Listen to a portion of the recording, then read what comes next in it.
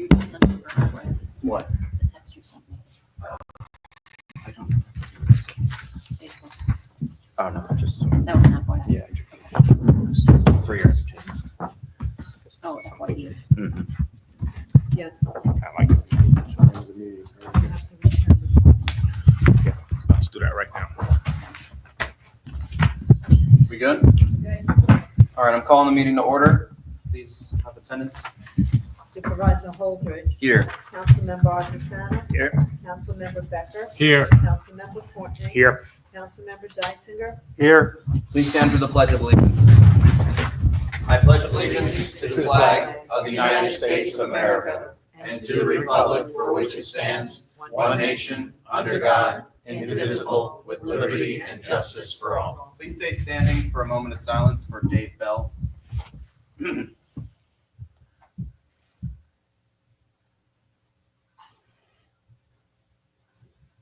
Thank you. Does anybody have any words to say about Dave? I know he was a pillar in the community for a very long time, but I didn't know him personally. Yeah, I worked with Dave for many years as a water, when he was water commissioner, when he was a water operator back in the 80s. Very well-liked man, always got along well with him, and he will be missed. I also worked with Dave when I first started with the town in 2007. Dave was the highway superintendent. He was also appointed water administrator. So we worked very closely at that time. Thank you, guys. All right. And thank you to Dave Bell for his service to the town and the village, and our condolences to the family.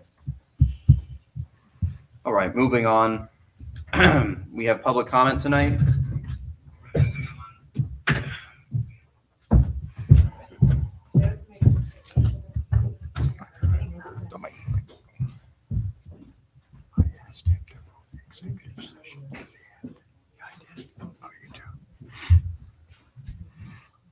Mom, you want to step up? You're first on the list.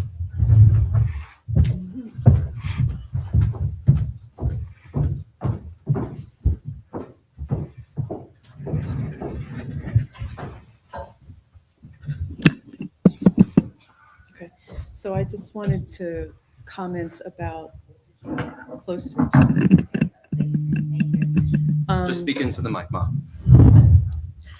Just trying to talk about the Camp Monroe issues that have been going on for almost 10 years now.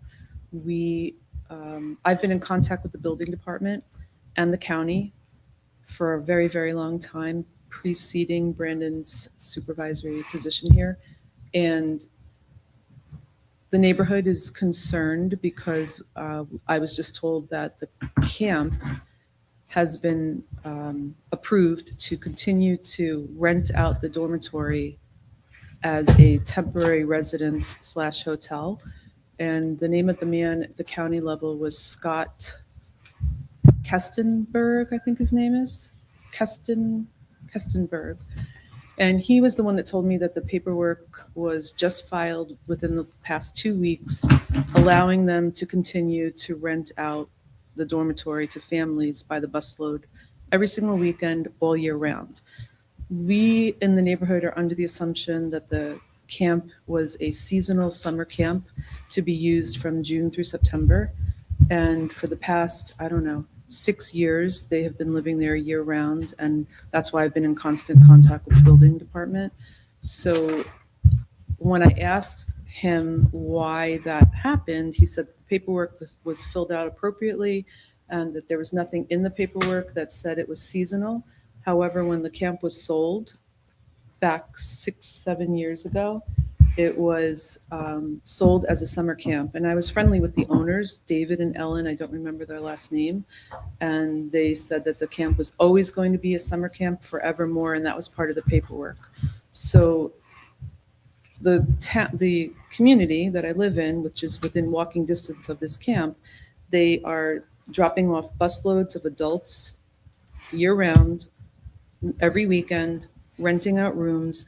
The other thing that's a concern is that one of my neighbors said that the camp could not possibly be used as a hotel. Now, I don't know if this is true because they don't have a septic. I mean, they don't have a sewer system. They have a septic system.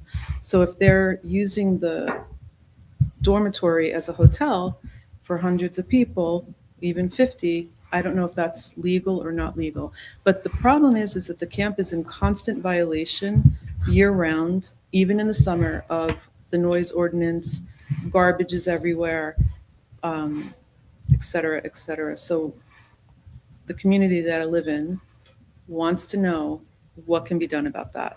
And also, when I spoke to Andrew, the building inspector, 2 weeks ago, he told me that he was meeting with the owner of the camp to discuss the issues. I haven't heard back from him yet. And I have been emailing him weekly, every weekend, with pictures of what's going on at the camp, that there are actually people there every weekend that are not supposed to be there, emailing him, taking the time out of my busy schedule to do what he's asking me to do. But if it was approved, which I don't know if that's true or not, I don't understand why that would have happened when he knows and the county knows that we don't want them there and that they should not be there because it is a summer camp. So I just wanted to bring this up. We were supposed to have a lot more neighbors here. They aren't here right now, but just to get some answers from the town. So as I told you before, and I'll tell the public here now, as far as we know, the county had issued a temporary residence permit to the camp without notifying us about last week. Excuse me. That kind of threw a wrench in what we were doing to take care of the issues that was being reported to us by you and some of the other residents in the town near the camp. Andrew has gone out to speak to the owners multiple times throughout multiple last months. He gets blocked by them not being there a lot of the time. And then, he has conversations with some people who don't run the camp. It's tough to be able to issue violations or what have you, directions to people who don't own the camp. But yes, I was against that. Yeah. So in light of what the county did last week without our knowledge, the building inspector and our attorney here is meeting tomorrow morning about what can be done. Obviously, there are some things that, local law supersedes what the county does, but as far as we know, and we're going to research, the temporary residency permits is something the county can issue. We were told by them that they wouldn't do so without telling us and without taking into consideration all of the things that were not being done right at the camp. Somehow that got lost in translation because that did not happen. So again, the building inspector and our attorney are going to meet tomorrow morning to review the whole situation and see what can be done moving forward. I will keep you and Matt and everyone else who will submit complaints and everything into the town, appraised of what's going on. And the building inspector can't do anything without those complaints coming in. So when you submit emails and complaint forms, that's ammo that the building inspector uses and takes in order to build a case against somebody who may or may not be violating the town code. So residents, regardless of whether it's Camp Monroe or anywhere else, residents should continue to submit complaint reforms if they believe the code is being violated, because otherwise it's hearsay and the building inspector can't do anything about that. So that's all I can tell you for now. We will update the public as we get more information and as we review the situation further. Okay, so this has been going on with Andrew now he came to my house, he sat at my kitchen table for over 6 months, and he's been telling me that he's going to meet with the town attorney. Mm-hmm. He also told the county. He has met with the town attorney. The county told me that the town trumps the county, so that if the town wants to pull the CO for the camp, they can very well do so. The other problem is that the county seems to be unaware that this is a seasonal camp. And Andrew was saying that they have been trying to locate that in writing. That should be in the original sale of the camp from David and Ellen. I don't know, it was 5 or 6 years ago. Well, this also, doesn't this camp also operate under variances? It's What do you always mean? been my assumption, it's non-conforming use for that property, so they have variances, so maybe that's something to look at also. We have to pull the entirety of the file. Yeah. What deed restrictions there may be on the deeds is a private matter. What is in the approval file in terms of planning board approvals, variant, CDA Because I know there was variances. an issue a few years ago when they took over, they redid a building, they made it bigger than what it was supposed to be. It didn't match the zoning, because you can't One of make the reasons is we a have to- non-compliance use more non-compliant by adding to it. Correct. And they did that Right. in that instance, and they were allowed to keep that in place. Some of it is, I have to go through a fairly large file in terms of given the age, this is not a new use, this is a long-standing use. Yeah. Well, that's, I have to do a fair amount of research. we've so- been told that there was no non-conforming. It's a seasonal summer camp, and that's the way it was going to go down in history. So if somebody is approving something that was not originally approved, I don't know why that would be happening and why we're getting told a different story every single time we contact the building department. So I understand what you're saying, Brandon, that we should keep doing this, but I just don't understand why it's taking so long to pull the original file of the sale, look in there to see that this is a summer camp. And if it's only a summer camp, which that is what we were told it was going to be when they sold the property, why are they approving? Why is the county approving it to be a hotel? We do not want a hotel in the middle of our community. It totally devalues the prices of our homes and the quality of our life, and we don't want it there. So I would appreciate it if somebody could attend to this ASAP. And, you know, we all have jobs too, and we don't have time to be consistently taking pictures of people. I've actually been, I don't know the word,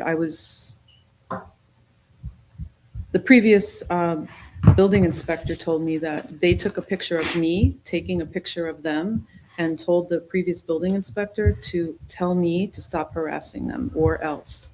So, you know, this is something that's very serious, and the community needs to take it seriously. I think there's been a long-standing problem, and I think the town really needs to make the effort, do what they have to do to get this thing resolved. It's been going on way too Town long. has been making the effort. Yeah. and No, has no, been no, I'm not researching. saying you're not making the effort. I'm I'm already not saying scheduled that. with Andrew for tomorrow morning. Okay. But I do have to go through the file, and as you know, many of the building department files were not in good order. I understand. No, I understand, Ola. I'm not criticizing. You know, our tough job is if there's not documentation to prove different things, we have nothing to stand at, 'cause we can't go by hearsay and. There's What plenty of people say. documentation. Matt has been documenting, I have been documenting. I mean, those documents, but documents that show what they were supposed to be able to do. The use. The use. The previous sale, the one that happened from David and Ellen, it should be right there in the paperwork. Well, we She gotta told find me- the paperwork. The sale documents are separate and apart from the bill. We can only rely on the building department documents. So if the sale documents contain a restriction, that's a private restriction unless there was an offer of dedication or a declaration with the Right. town. But typically a municipality would not enforce a private deed restriction. Now, in some instances, there's a public deed restriction that the town has authority to enforce. But our first step is to really go through the building department file and what uses are they actually approved for and what is authorized on that property. And once I can make that determination, I can then make a determination, the extent to which, if at all, they're in violation. So, Liz, just to piggyback on it, I mean, I have a little bit of, not a little bit, I have an issue with the county just going and doing something without tying us in. I don't know if that's Yes. That's not the first time. under the law or it's it's allowed an to be done. independent, so it's a health department permit that was issued. Okay, So, The No. fact is that I'd have to, again, because, Andrew just brought this to my attention, so that's part of our meeting tomorrow. and I know I sent Andrew an email because I was out with the comprehensive plan committee, I think it was in the fall, just looking at properties and whatnot, and I came across 2 short line buses in there on a Saturday and people walking around, which I did send to him, and I believe I sent everyone here on the board in regard to it. So I guess we gotta get some answers at this point. And But also the just- county thing is just, I just think that's unacceptable, no matter. It is. And just to piggyback onto that, the man that I spoke to, Scott, I saw with Andrew about 2 months ago, they were planning on doing an inspection of the camp. And of course, the weekend that they were there, the Saturday that they were there was nobody there at the camp. That has But- been an ongoing issue with this case. No, I know, from but the what I'm trying beginning. to say is that Scott was fully aware of how the community felt. He sat there and talked to me for a good hour and a half about, how it's supposed to be a summer camp. And this is the very same man that now just approved behind the town's back to allow them to be there every weekend and use it as a hotel. So that's a problem. And I even said that to him. I said, why would you do that knowing how we feel about this? And he said, because the paperwork, there was nothing in the paperwork that they submitted that said it was a seasonal summer camp. It just says that it's a camp. So in his mind, or the county's mind, it's A-okay for them to be there all the time. In the dormitory, which was approved during COVID as a temporary residence. And I said, I don't think that should usurp the actual fact that it's a summer camp and that this dormitory is on the summer camp property. So they're trying to play with words and change the meaning, and it's just unacceptable. I know our attorney will definitely dig into it. As everyone knows, there's been some changes here in the last year or so. So I believe we have somebody that's going to do their due diligence and get to the bottom of wherever we wind up. At least we'll have some answers. So I'm confident in that. And can that be overturned? I'm not going to issue an opinion until I look at the document. I Right. can't issue an opinion until I look at the documents and see what was actually issued, what was submitted. I have a meeting with the building inspector. We have also had, at least in my tenure, we're now on building inspector number 3. So I do have to review the file with Andrew and the historic approvals of the property before I make any opinion. I'll of course prepare a memo Yeah. with my findings. I don't know if it's a discretion, if it's a permit. Often they're permits that if they check all the right boxes, the permit is issued as a matter of course. That may be the case here. I have to, again, without seeing what was submitted and what was approved, I can't make a comment. And what can be done about the fact that they're going directly to the county instead of to the town? They would have to get that county permit anyway. So I'm not gonna say anything further until I have. It's an answer. overlapping jurisdictions and they can go to them for that permit. But he had said originally, or maybe his supervisor said that if the town wants to overturn the town has every right to do that. We have to legally research it. And they, again, you even said, they told us that they weren't going to do that without letting us know or, coming to us for that. And they didn't clearly do that. So And nothing can be done about that. we don't know Don't know that. yet. We need to research it with the attorney and the building inspector. And so what are you going to be meeting with Andrew about? I have to I have to go through the entirety of the file, which is decades old. Okay, but hopefully something can be done about this. Thank you. We will do our best. Thanks. Dylan? What was your name? Mary, how's it spelled? Last name? And that's your mom? Yes. Okay. Where is Camp Monroe? It's off of Trout Monroe Brook. Road. Southbrook Road. Camp Monroe Road and Trout Brook Road over by the development off of Liver Road.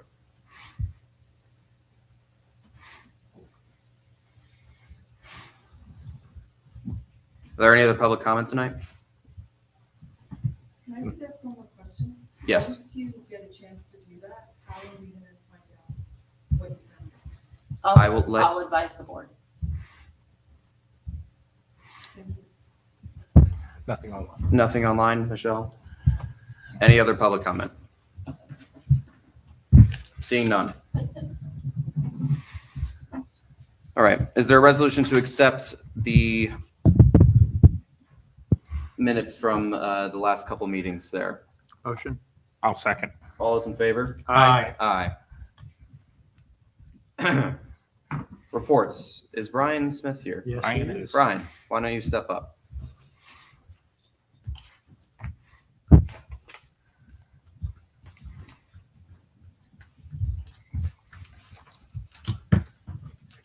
you very much, sir, for Yeah, no, good evening. Good evening. Thanks for coming, Brian. Yeah, no problem.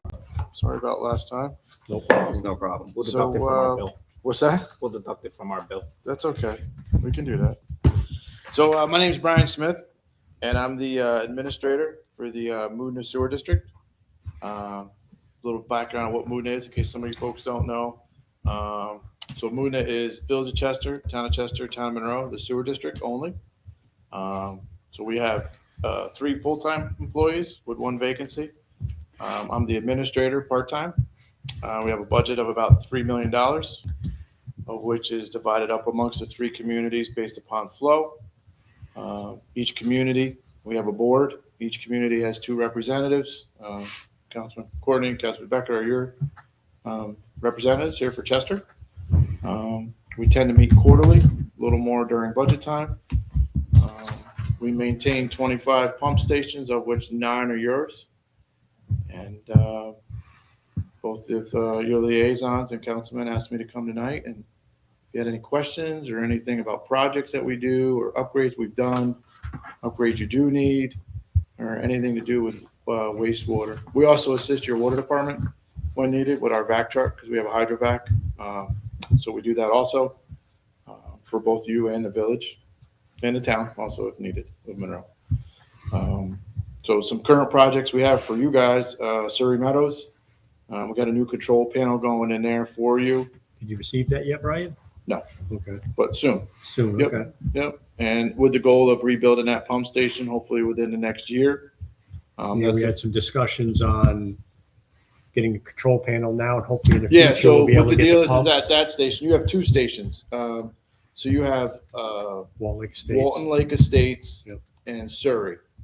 Both of those have old style pumps in them that we can't get parts for. They're called Yeomans. So we've been slowly piecemealing them to become new stations, kind of take the burden off you financially a little slower if we can. So we get the control panels in first. The control panels can run the old pumps. The next step is to get a bypass in. That was one of the costs and lessons learned for the town when Lake Hill. Yeah, because we didn't have the A couple years bypass, ago, we didn't have a bypass there. And we had a tanker all weekend until we could get the bypass cut in and the pump set up to feed the force main. So now we proactively put that bypass in. So in the event the pumps, same thing, Lake Hill was Yeoman pumps, was the same thing. So that's all been replaced, and we're Yeah, good Lake down Hill there. needs a control panel, but it's up and running and it's good, all new pumps Oh, we also need a control panel there. Okay. at Lake Hill. Yep. Eventually. So that's kind of at the bottom of the list. Right now for you guys is Surrey.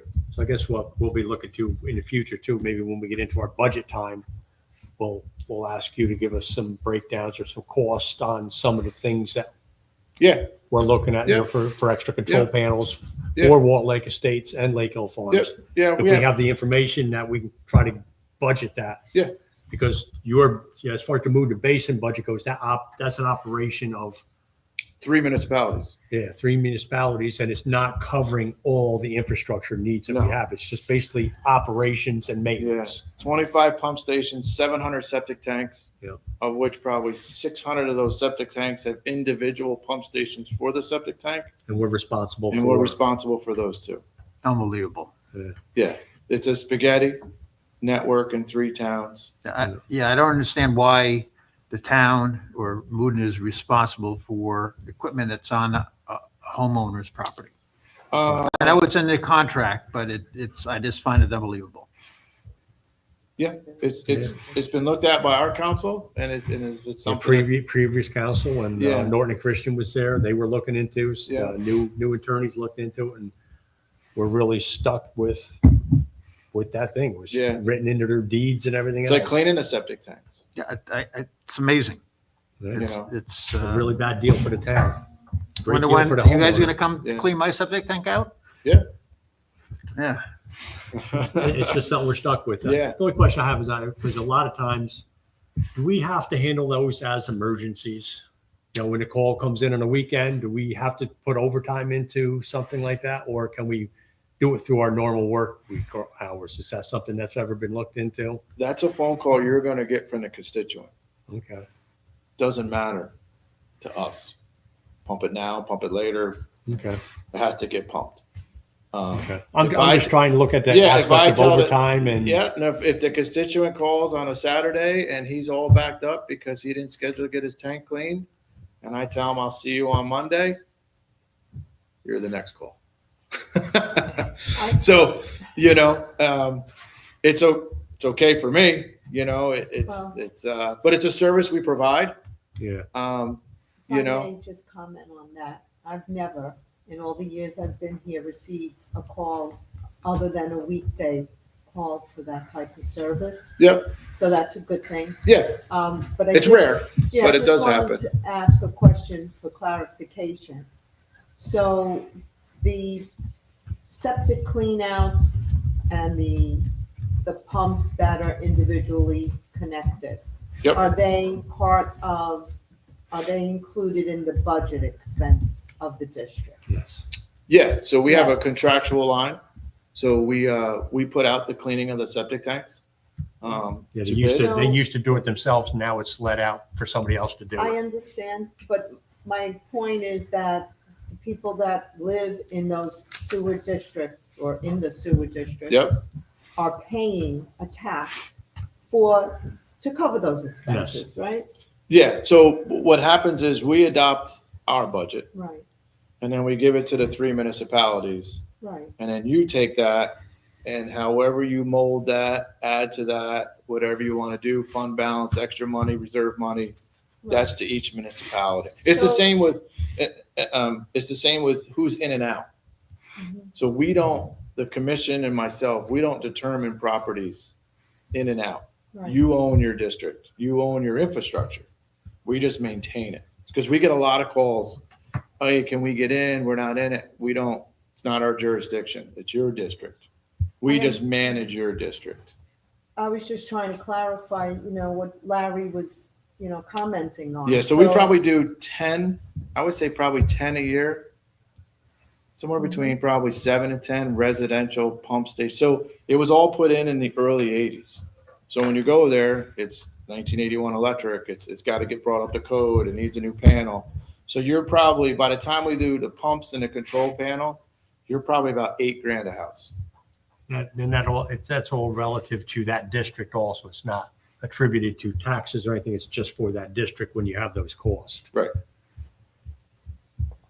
But it is in their taxation. Yeah, it's in the Yeah. taxation Yes, right. for that district, Correct, in right. each district Yeah. individually. So Like what'll Surrey happen Meadows is- got a bigger bill this year because we added the control panel. Right, Right. So there was a $40,000 increase for that district. right. Right. So what we'll do is, so we get our operating budget, we have a fund balance, we have all that kind of stuff. So, like Lake Hill, when that blew up a couple years ago. So we covered the cost. You had some money. You gave us some money. And then the balance of that, we billed back, which then you took to that sewer district and billed Right. them. So if the pump goes and you have the money and you want to pay now, we'll reach out and say, hey, I'm buying a $15,000 pump for King Track. I'll cover it, but you're going to get the bill when I do my budget as a chargeback. Right. So we only charge back pumps, infrastructure. We don't charge back maintenance. So if the sewer line breaks or we're crushing it or we don't bill that back. We bill back, hey, the control panel of the asset that you own, we had to get a new one for $22,000. We bought it. Do you guys have a fund balance? You can pay us now, or we're just going to include it. There'll be your operating budget invoice, and then it'll be the additional that you owe Same us. thing you did with Pump Station 3A this year. You did a lot Right, of correct. So work, pump control station panel. 3A, where all your pump stations end up, is where our office is on Great Court Road. We did a full rehab there. So that's all new pumps, all new controls, couple $100,000. Same thing, pump went down, couldn't get parts. Our ANU system, which is the oxygen system we use to True. reduce odors at Airplane Park in the Village of Monroe where the discharge is. Like any other computer, we lost the main board, 80,000. Can you, just to piggyback off of that, we've been getting a lot of comments and seeing letters from the county regarding that smell and Yep. how South Blooming Grove and the town and village of Chester. Yeah, so need we've to- always fought this. The commission has Uh-huh. always fought this with the county, is the odors. So I've been here a little over 10 years. And when I came on, they had switched from a chemical to reduce hydrogen sulfide to this oxygen system, this ANU system. Made a quite an investment back then. We just made another $80,000 investment to keep it up. In the town of Chester. Yes. Pump Well, in station. Pump Station 3A, Yeah. which is Town and village. Town and village. Combined. So we've made this investment. We continue to monitor it. We have great numbers. We show what we call billboard, which is right before Museum Village. There's a sampling point there that the county used to sample from, that we now sample from because of these letters. Because we've always said, we're open. Come see us. Here's our stuff. Here's how we operate. Here's our numbers. Here's our readings. We send them our annual reports from ANU. We send them all of our service agreements. We keep multiple spare parts on the shelf. We keep extra generators. We keep extra O2 sensors. Like if the thing goes down, it's very rare it's down more than. Our very dutiful commissioner here, Tom, has told us all this. Yet Yeah. the county still Yep. names us in these letters as Yep. as if we're a cause to the smell. Yep. Why are they doing that? Because they can. Because they can. Brian, wasn't? Yeah, so just so you know, with our new system, like at Billboard, we have like, we're down to like So nothing. we have all the documentation Yeah, to so prove we have that the it's not our documentation to problem. say, And the county knows that, but they still seem to, when they put a letter out, they generically name everybody in it, and I don't know why they do it. Wasn't it as of late, we had the most recent testing and we were fine. Yeah, the So county that's knows it. when I seen that email, I know what they're all talking yeah, about. so we're Kinda- back to, we've been in-house testing at Billboard. One of their things was they said they didn't have access anymore, so we rebuilt the road. We've been sampling there, and we're gonna now turn around and send them a letter and say, please sample Moodna at Billboard. And once they see the sample, we're gonna say, I'd like to say, take me off the letter, because. Yeah, absolutely. We Have you guys constant- ever issued them a statement like that? No. No? No, but we're getting there. But they've also not been very responsive to prior requests for information from them also. Yes, Yeah. I saw. Yeah. You know, because we talk to them all the time. Like, so if my system goes down, I call them right away because their phone's going to ring. You know what I mean? So Right, it's, right. hey, my O2 system down. I got a part coming from California overnight. You know, So- we'll be up and running. Yeah, And they're then we fully call them aware. back. Hey, we're up and running. I mean, I have all their numbers for 24/7 like they have mine. So we're always communicating them. You know, like when our system went down, we could have very easily said, hey, it's broke. You know, in 3 months when the new one gets here, we'll be back to feeding oxygen. But we figured out a way that we could run oxygen at least 8 hours a day while the guys were working and babysit it. So we had some sort of treatment. And they noticed. And we're in constant communication with them. So, So you, you know, made- you want made to a- send a letter, send a letter. You You know, did an assertive effort Yeah. just to stay in compliance. Yeah. And is there anything really are we really non-compliant? right. Well, you just had an EPA inspection. Yeah. You saw the paperwork. Yeah. So they did the village of Chester and they did the town of Chester, which that station, Yeah, so we're in compliance and that wasn't in the EPA report. So, and the DEC is with the EPA. So when the EPA comes to do your inspection, they bring 2 DEC inspectors with them too. So. Thank you. Yeah. But anyway, that's us. That's what we do. Some improvements you guys have paid for, like I said, is the 3A station. Sugarloaf 1 in recent years was rebuilt. The new panel Surrey, new panel Creamery. Yep. The And we're all- stations, in case some don't know, is, you know, Surrey, obviously on Second Court, Pump Station 7. and we pretty much standardize all on the same panel too, made by the Yeah. same company. Yep, And correct. they've been very receptive. Yep. If there's an issue, they're American made. Yeah. So Yep. Your Semco panels. Yep. Solar same thing we're pumps. looking at for our water infrastructure, same. Yep. Same control panels. It seems to be the best that's out there right now. And by all means, you know, anybody on the board, you know, get with the liaison or just send me an email. It's fine. Give me, you know, supervisor knows I'm always available. Yep. You know, No, you are very receptive. you know, Thank you. if there's always something in your community, I usually reach out to the supervisors, the, you know, chief elected officer, just said, hey, this is going on, so you know. And, you know, so at all times, give me a call with any questions or concerns. I appreciate you coming out tonight. So, yep, no problem. Thanks, Brian. Any questions? Thank you, That's it. Brian. We're good? Thank you. Thank you. Okay. Yep. Have a Very great night. informative. Thank you. And I'll be talking to you in again around our budget time to see what other things we can try to get done next year. We always need something. Well, hopefully we can try to get the money together to get it done. Thank you. Thank you. Thanks, Brian. Certainly. Sure. It has nothing to do with Kevin. But I I was speaking with somebody and I thought that what she said was a really good idea. I don't know if this concerns the town of Chester, but I'm assuming it does. It's about how to handle stray cats and dogs. And she lives up in Bethel, New York.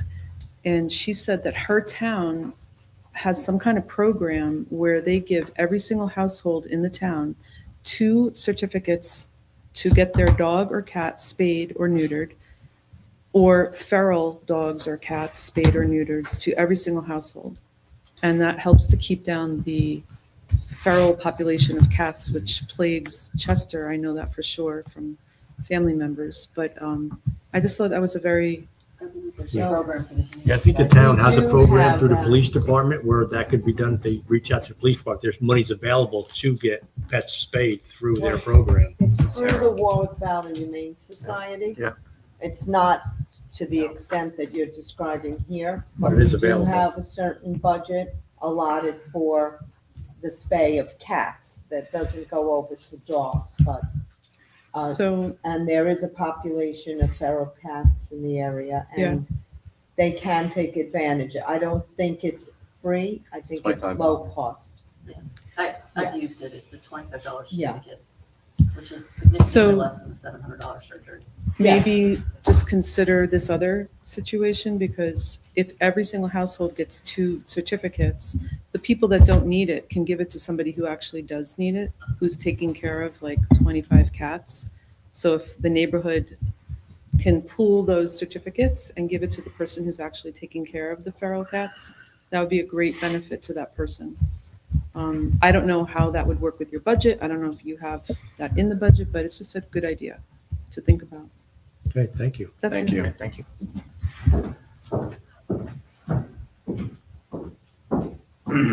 Moving on in reports, the town historian.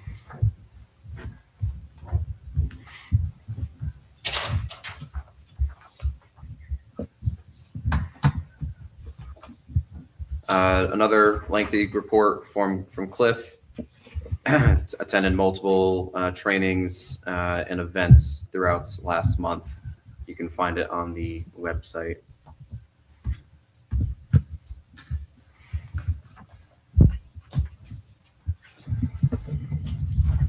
I know we have a representative from the Conservation Advisory Council here who would like to give a report.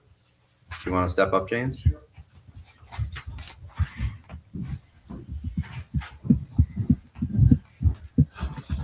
Hello, my name is James Donovan. I'm one of the new members of the Advisory Council, and I have a report that the council has drafted that they asked me to share with you. I'm going to read it. During the February 27, 2025 Chester Conservation Advisory Council meeting, Mr. Mark LaRue was invited to share information about his request to the town to purchase the property SBL 17-1-99-22. The property is 101.8 plus minus acres in the agricultural district located off of Kings Highway and Ridge Road, currently a functioning farm. Mr. LaRue explained that the family is hoping the town will purchase the parcel in order to preserve it rather than having to sell it for development. Mr. LaRue stated that there is an open invitation for the town board to visit the property to assist in their decision-making process and possible grant writing. Of great importance is to note that Mr. LaRue believes the taxpayers of Chester should be asked in a public referendum whether the town of Chester should purchase the property. The Chester Conservation Advisory Council supports the preservation of this farmland as part of a green belt to the business district in the hamlet of Sugarloaf, which would help limit negative impacts of development sprawl and protect the natural landscape. We encourage the town board to discuss the means to acquire the property through whatever combination of grants and public funds may be most advantageous. James, before you go on, Sure. was there an official vote on that by the Conservation Advisory Council at the last meeting? I believe there was. Okay. I'll ask Martine for Okay. the details. Thank you. All right, thank you. One, the Chester Advisory Council recommends an environmental assessment of the property. 2, the Chester Conservation Advisory Council supports the request for the town board to query by referendum the willingness of taxpayers to undertake a bond acquisition for the purchase of the LaRue property. And 3, the Chester Conservation Advisory Council also recommends the town research alternative funding options beyond or to augment a taxpayer-funded bond. For example, the Orange County government has recently updated details of its Open Space Fund program. Orange County has developed a program to fund open space protection within its jurisdiction.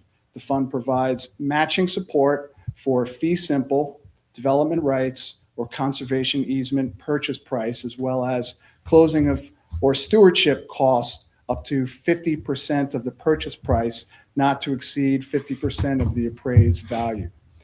The county's 2025 application for the program will be considered in 2 cycles, the spring, May 23rd, and fall, September 19th. Given the time frame to fairly investigate terms for such purchase and development in an appropriate referendum for placement on the November ballot, the spring application cycle may be the more appropriate time. Please let us know if we can assist in conducting further research to support additional evaluation of the proposal presented by the LaRue family. Respectfully submitted, the Conservation Advisory Council. Thank you, James. Is there any questions for the Conservation Advisory Council? No. Thank you. Seeing none. Thank you for Thank coming you. in. Thanks, James.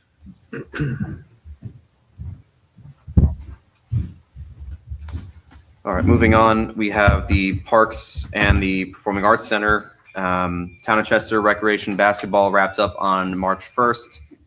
Thank you to all who participated. They organized the seating and aeration of the commons with the park staff and the Chester United Free School District.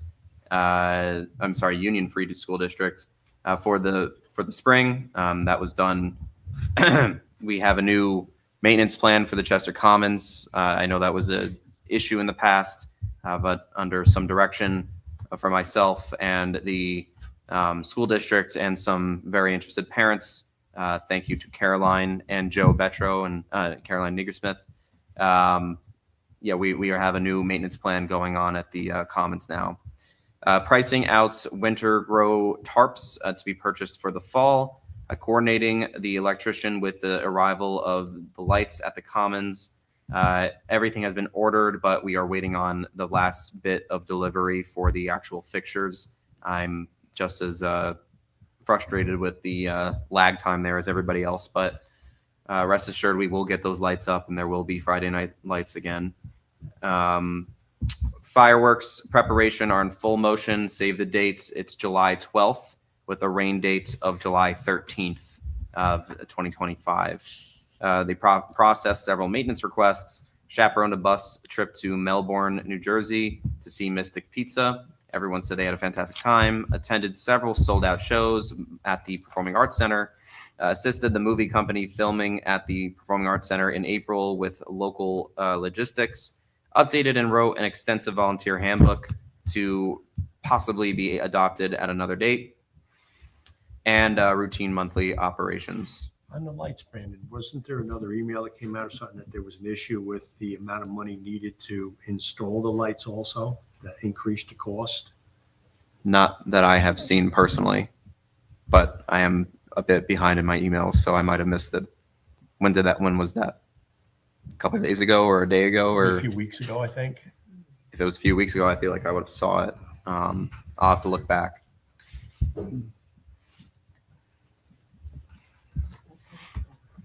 I also do not remember. You might be conflating the fireworks. No, it's fireworks Sunday. I thought it said something about the lighting for the park with the cost going up to almost 100,000 from the 40 that we had originally thought was for the cost of the lights. Maybe I'm wrong, but that's just something I had seen. No, I think I would have. Didn't we have a quote though for the installation and We everything already else? ordered based off of the original price. Right, So yeah. I Yeah. must look at something else then. I think I would have had an aneurysm if that was, in my email box. But I'll look back to make sure I didn't miss Okay, anything. I'll try to look back to it and Yeah. I'll see if I can find it. Thank you. Speaking of fireworks, we did get an email from Fireworks Extravaganza, the company that we usually partner with, saying that because of the tariffs that are kind of going on in the country right now, his prices will be going up. So that is something the board should be aware of. We don't have an actual contract in hand yet to look at a proposal, but he did let us know that should be happening. He's getting us a contract draft shortly. For the Performing Arts Center, the movie Reimagined will be filming at for the entire month of April inside the Performing Arts Center. The local economy will get an infusion with the movie shoot. There were 2 sold-out shows of Yellow Brick Joel this past Saturday, and the restaurants were packed. Warwick Performing Arts performed Seussical, the musical, on April 4th, 5th, and 6th. Tickets are available. Orange County Substance Use and Prevention Poster and Essay Contest takes place Friday morning, May 9th from 9 a.m. to 12 p.m. at the theater. They painted the bar gallery, touched up some bathrooms, and painted part of the main lobby. And they hung up the original Sugarloaf sign in the main lobby of the theater for all to enjoy.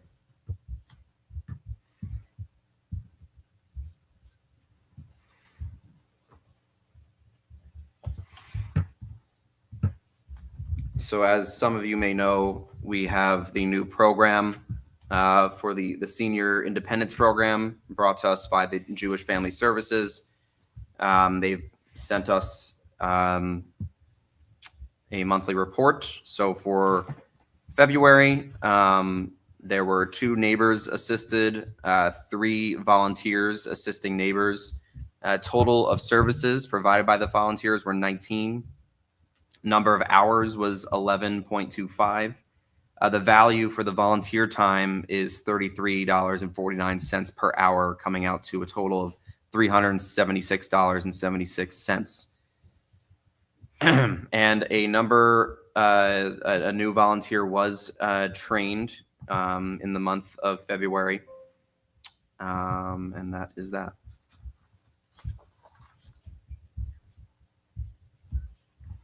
I don't know if I sent that to Linda. You do. Okay.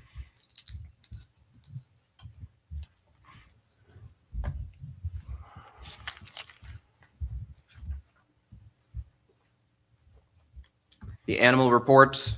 There were 4 calls for loose, lost, or found dogs, 1 call for an injured deer, 1 call for an injured goose, and 1 call from a subject attempting to surrender a dog. The rest of the report is attached for the public to view. Very light animal control report. The police report. There were 221 calls for service. Officers drove 14,715 miles in the month of February.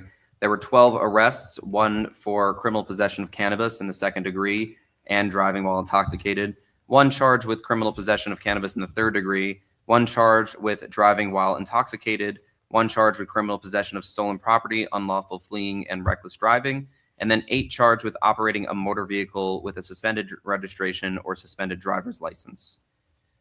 There were multiple non-criminal activities, 24 medical calls, 14 residential, commercial, or automatic fire alarms, 11 reports of suspicious persons, vehicles, or activity, 2 motor vehicle crashes with injuries, 5 without injuries, and 7 crashes involving deer. There were 134 uniform traffic tickets, 31 house security checks, 1,036 business security checks, and so on. You can find the rest of the report online. Thank you to the police department for all their hard work.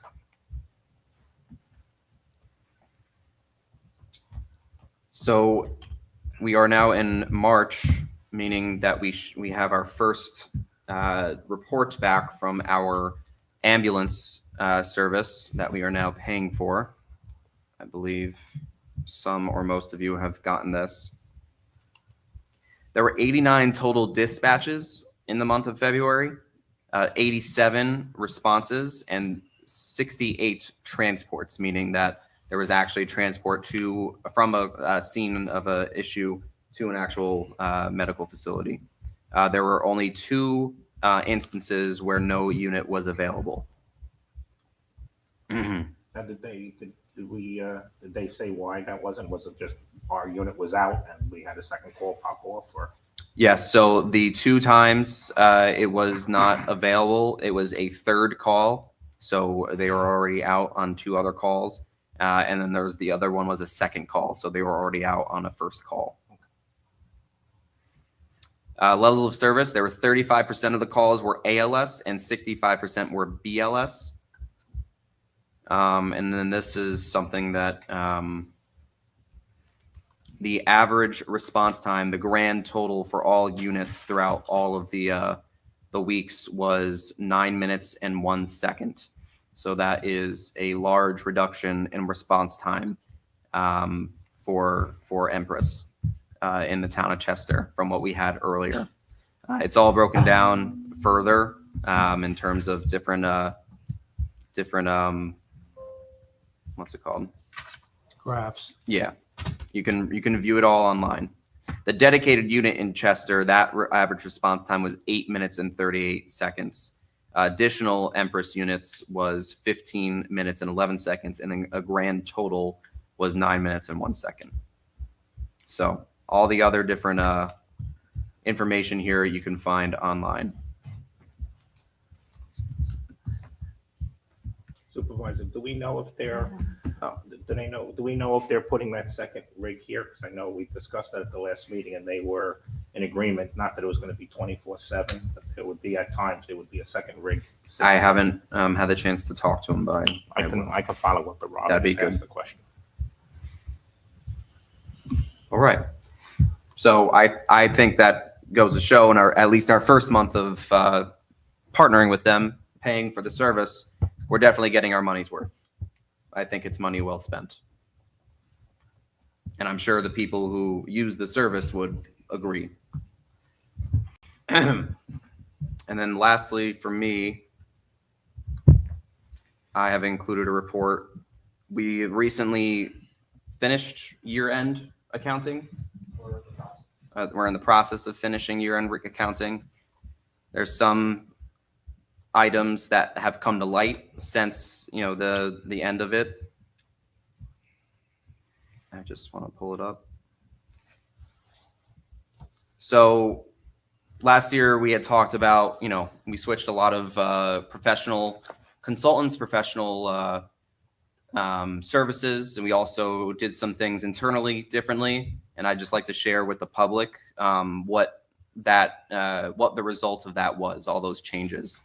So for general counsel, for our town attorney who's sitting next to me, we saved from the year of 2023, which was 2 years ago, to last year, 2024, my first year as supervisor, the first year of this 5-person board, $24,338. That's a 30% decrease in cost for the town of Chester taxpayers.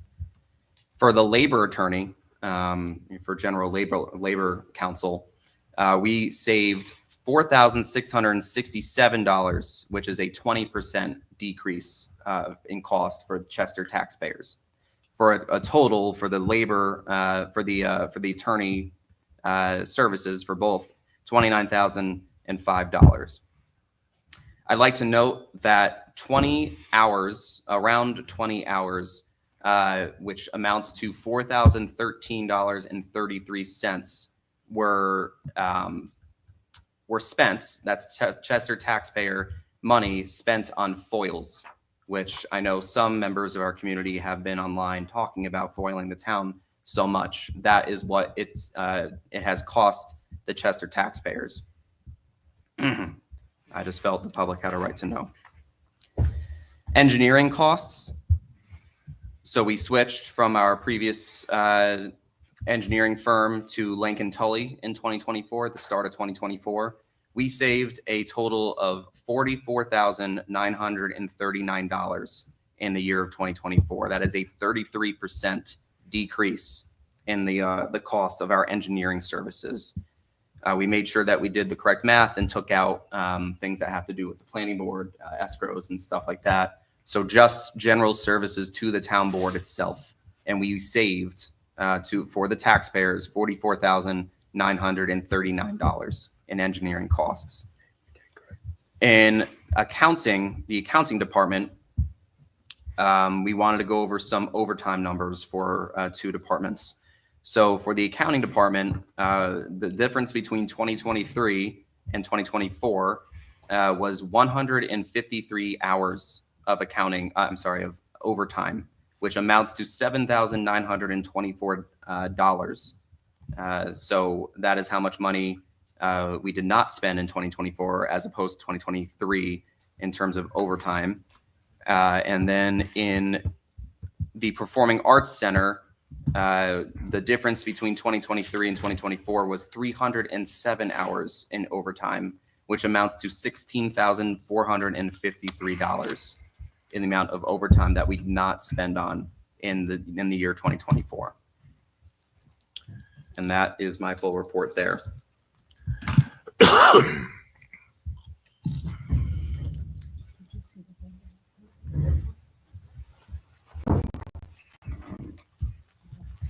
Can I have that? There's a building department report.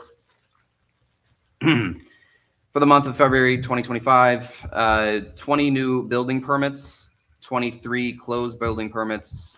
Total open building permits for 2023 and prior are at 142. 2024 is 238. 2025 is 67. Total inspections was 33. Total complaints was 1. Total municipal searches was 32. 0 summons, and then a list of issues and status. Camp Monroe is an ongoing investigation. 17 Speranza is an ongoing investigation. 19 Cardinal Lane was served a notice to vacate on March 4th. Occupants have until March 31st to vacate. Thank you.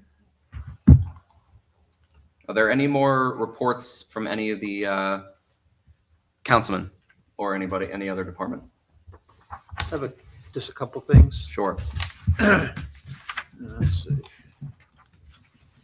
Yes. I'm continuing to work with the planning board to work on, documenting applications, both when they are received as well as when they're approved. So we're continuing to work, and I'm working with, planning board secretary, building inspector, the planning board engineer, and the planning board chairperson. As I stated last time, there's still 3 open positions for the planning board, and there's 1 for the ZBA. We were hoping to have an interview today for the ZBA, but there was a miscommunication, so that did not happen. That may happen tomorrow or Friday for the ZBA position. And we're trying to coordinate interviews for 2 people for the planning board. So we're actively working on filling those positions. I think it's important.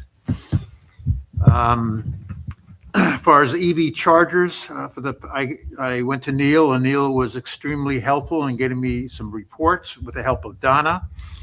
For the past 2 years, the revenue from the 4 engineering EV charging stations net after we paid their fees was $1,550.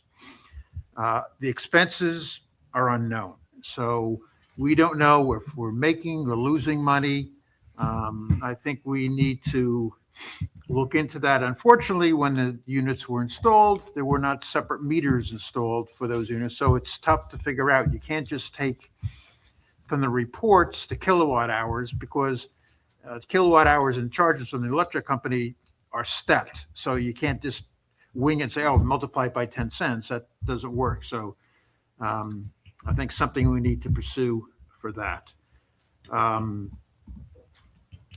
One last thing is, I know I got the initial report from Empress, which I thought was great, but there was a problem with the averages. It only showed the average for the on-site unit and then separately for the additional services. So I spoke to Rob, and I got him to add in to provide us an overall one. So I think that's really good, and I am pleased with the overall numbers that we're seeing for the averages. I think it's great.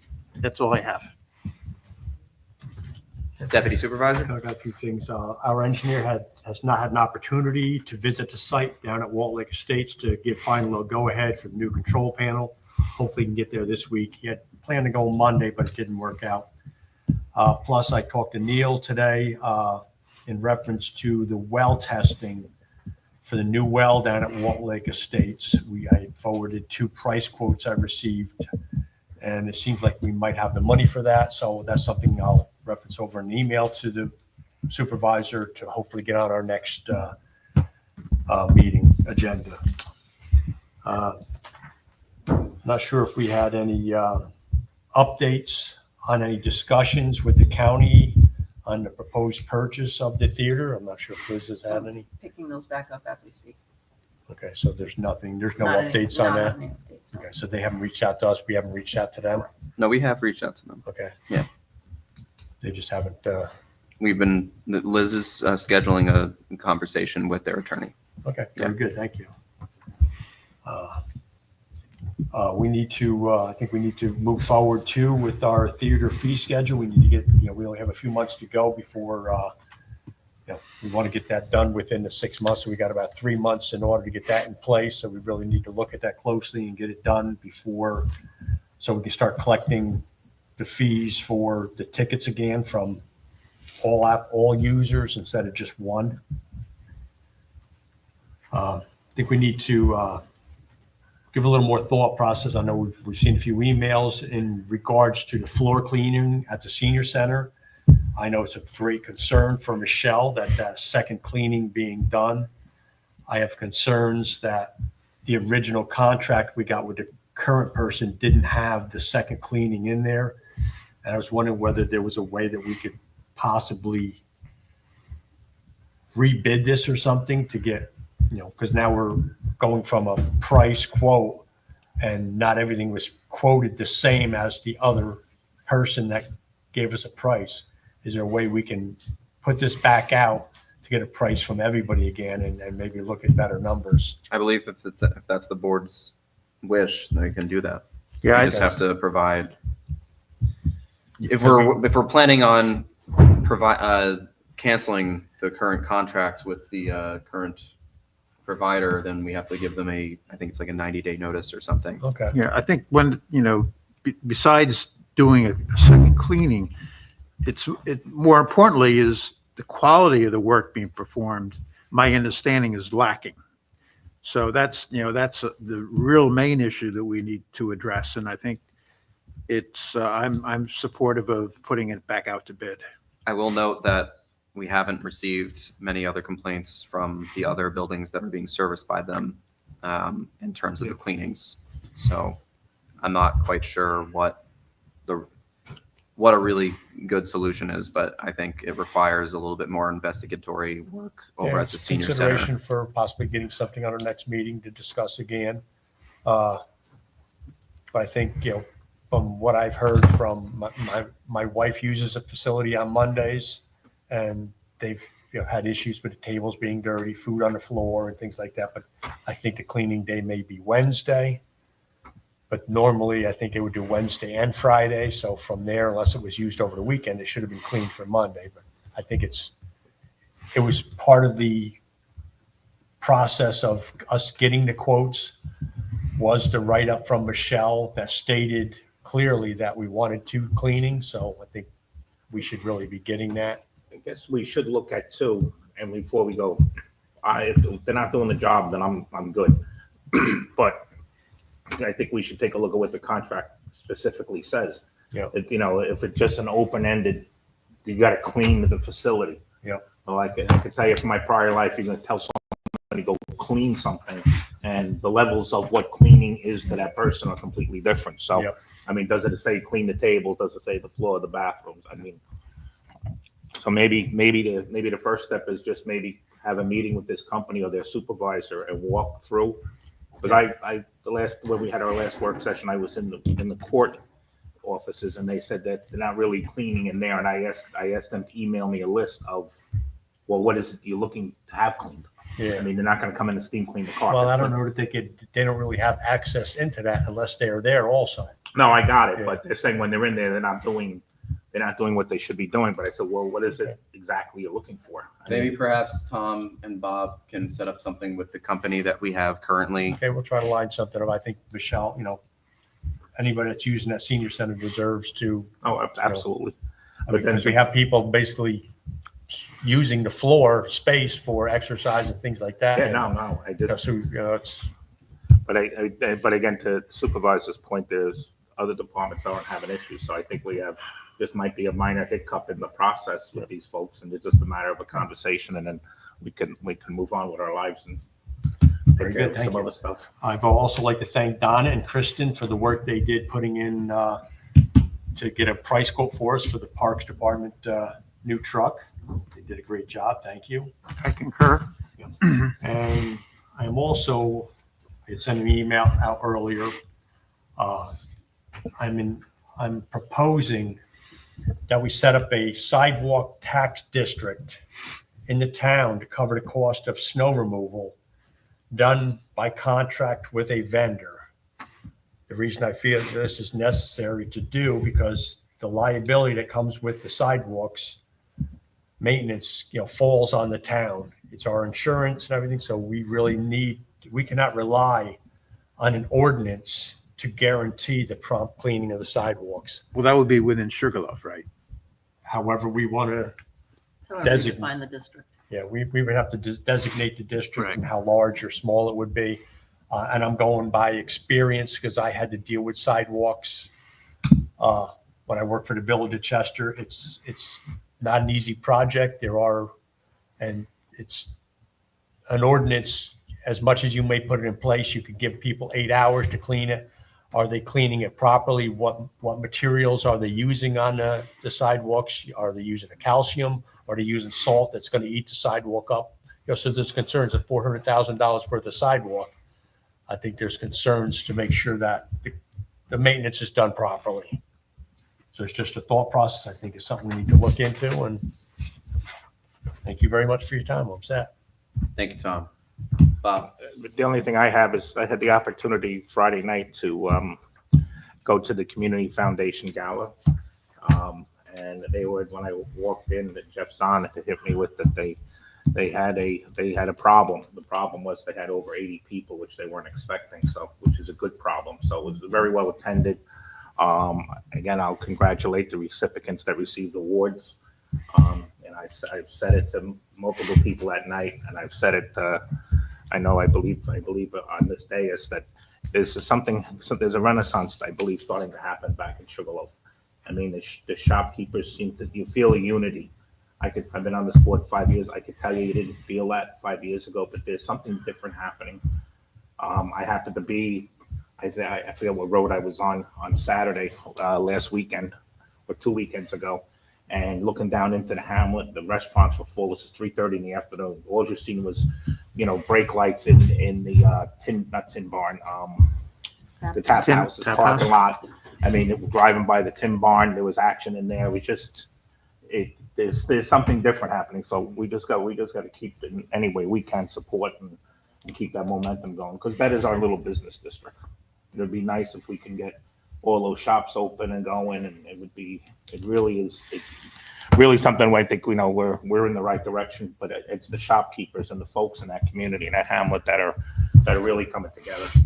So as I stated, I know I stated it earlier, I was at a Halloween planning meeting with them, and it was just, I walked out of there and it was like, wow, it's just different. It's a different feel. They got their act together. Yeah, they're working together. It's not working, sometimes you get strong personalities in the room and, it becomes counterproductive, but they seem to be really all, gelling well together. So we just got to support them in any way we can, keep that momentum going. Very good. Tony? Yeah, this weekend is the Sugarloaf Firehouse St. Patty's Day Dinner? Yeah, corned beef dinner, pretty good. I have a question though with when it comes to cleaning the streets on Sugarloaf as far as snow and stuff. Most areas have the landlords or the owners of the property clean their own site. There's multiple ways of doing it. Most municipalities have an ordinance in their code that requires the property owner Right. to clean the sidewalks within a certain time frame of the storm. But you can form a sidewalk district and take on those improvements, and the district would be this funding mechanism to pay for those improvements. And maintenance. You can do, that's a business decision for the board. Anything else, Tony? That's good. Good. Thank you. Sure. Just to alert residents in the water districts of the town, starting April 1st, your billing will be adjusted and you will see the new rate reflected in the first quarterly bill that will be June of this year. We are, based on the town's decision to change both the rates and the frequency of billing. Starting June this year, there will be quarterly bills for the residents of the water districts. And so that will apply to water usage from April 1st forward. So just so people have the heads up on that, and that information will be inside of the next bill that will go out March 31st. Thank you. For me, over the last 2 weeks, I attended dozens of constituent meetings, the Conservation Advisory Council meeting, 2 work sessions, grants meeting. I hosted with Michelle a summer camp informational. Summer camp is live for all 3 summer camps. That's summer camp, theater camp, and film and production camp. Please register now. Please call Michelle at the Senior Center if you have any questions, or myself. We had a department head meeting. I visited the high school classes for their participation in government classes, as well as their youth and government club. A meeting with our town clerk and IWS about bulk pickup. There will be more information on that in the near future. The Fish and Chips event for Kiwanis, which was a success as always. Like Councilman Courtney, the Sugarloaf Community Foundation 45th Annual Gala. Congratulations to them and all their awardees, like Councilman Courtney stated. And then we had myself and a couple of department heads attend an orientation with NYMER, which is our new insurance carrier. That's what I did over the last couple of weeks, just the surface of it. 2 announcements. We have the Chester Fire District capital improvements bond vote. That's on April 8th from 6 p.m. to 9 p.m. at the Sugarloaf Firehouse. So please, and there's an informational session on that bond vote, March 18th, 6 days from now at the commissioners meeting.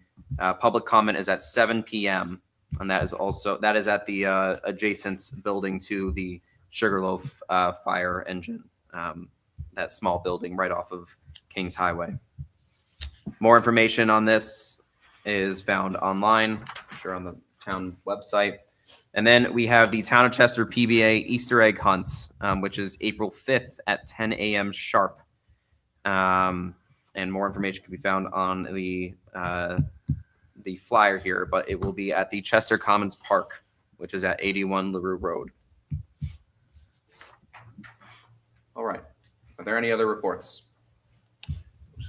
Seeing none, we will move on. Summary of bills. We are in the March 11th abstract. So we will be paying out bills in the amount of $163,000 and $163,221. I have a quick question for Neil Sure. on that. I noticed there were 5 entries there for water department fuel for like $1,915. Is the water department buying it like at a gas station or something, or because I didn't notice any charges for police or highway, so I'm just curious what that is. It's under Global Montello. That's the distributor that. Yeah, they bring the money, they bring the fuel to us, and then everybody refuels at the highway garage. So the water department is fueling at the highway garage. I believe so. Is this just their allocation charges? Yes. Okay, that's fine. That's all I need to know. Thank you. All right. The drone contract for the fireworks show. This is $6,627.38.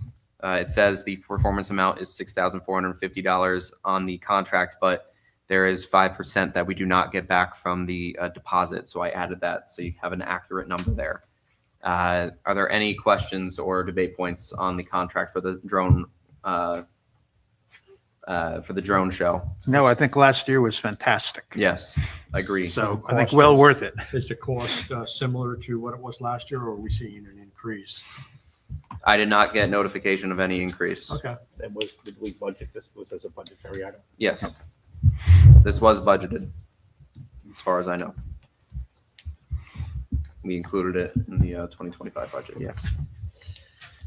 With that, I'd like to motion to accept the contracts and authorize me to sign it. Is there a second? I'll second. All those in favor? Aye. Aye. Aye.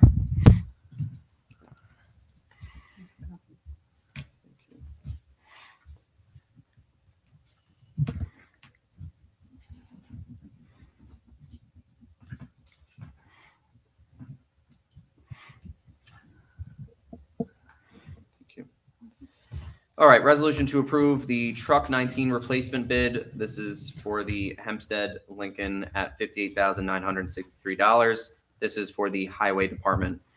This was the lowest bid. Are there any questions or comments? No, I'm good. No. I'll make that motion. Is Second. there a second? There is a second. Roll call vote, Yep. please. Supervisor Holdridge, Aye. Councilmember Andisana, Aye. Councilmember Becker, Aye. Councilmember Courtney, Aye. Councilmember Dysinger, Aye. Passes.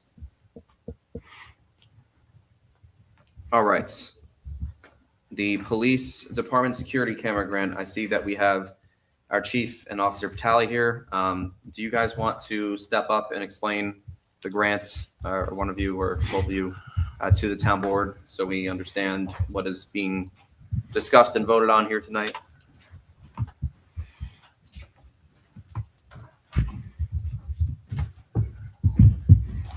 Good evening.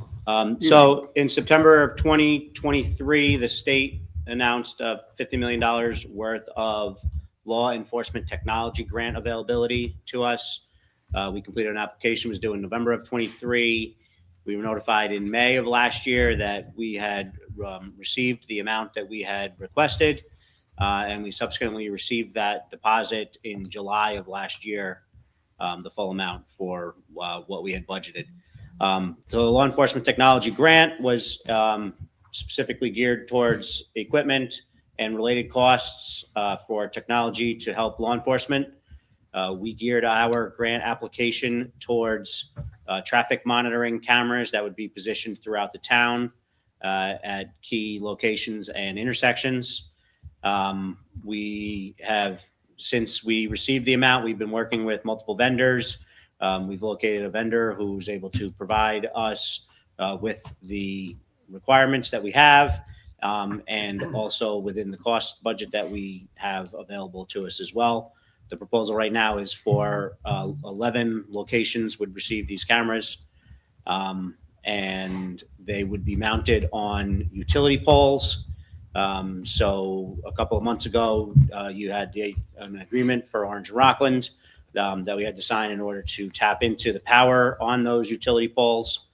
And subsequently, I believe we are here this evening because they have now requested a combined total for liability insurance from the town of $7.5 million, which would be accidental insurance per occurrence and workers' compensation combined up to $7.5 million. And I believe we're currently at $6 million.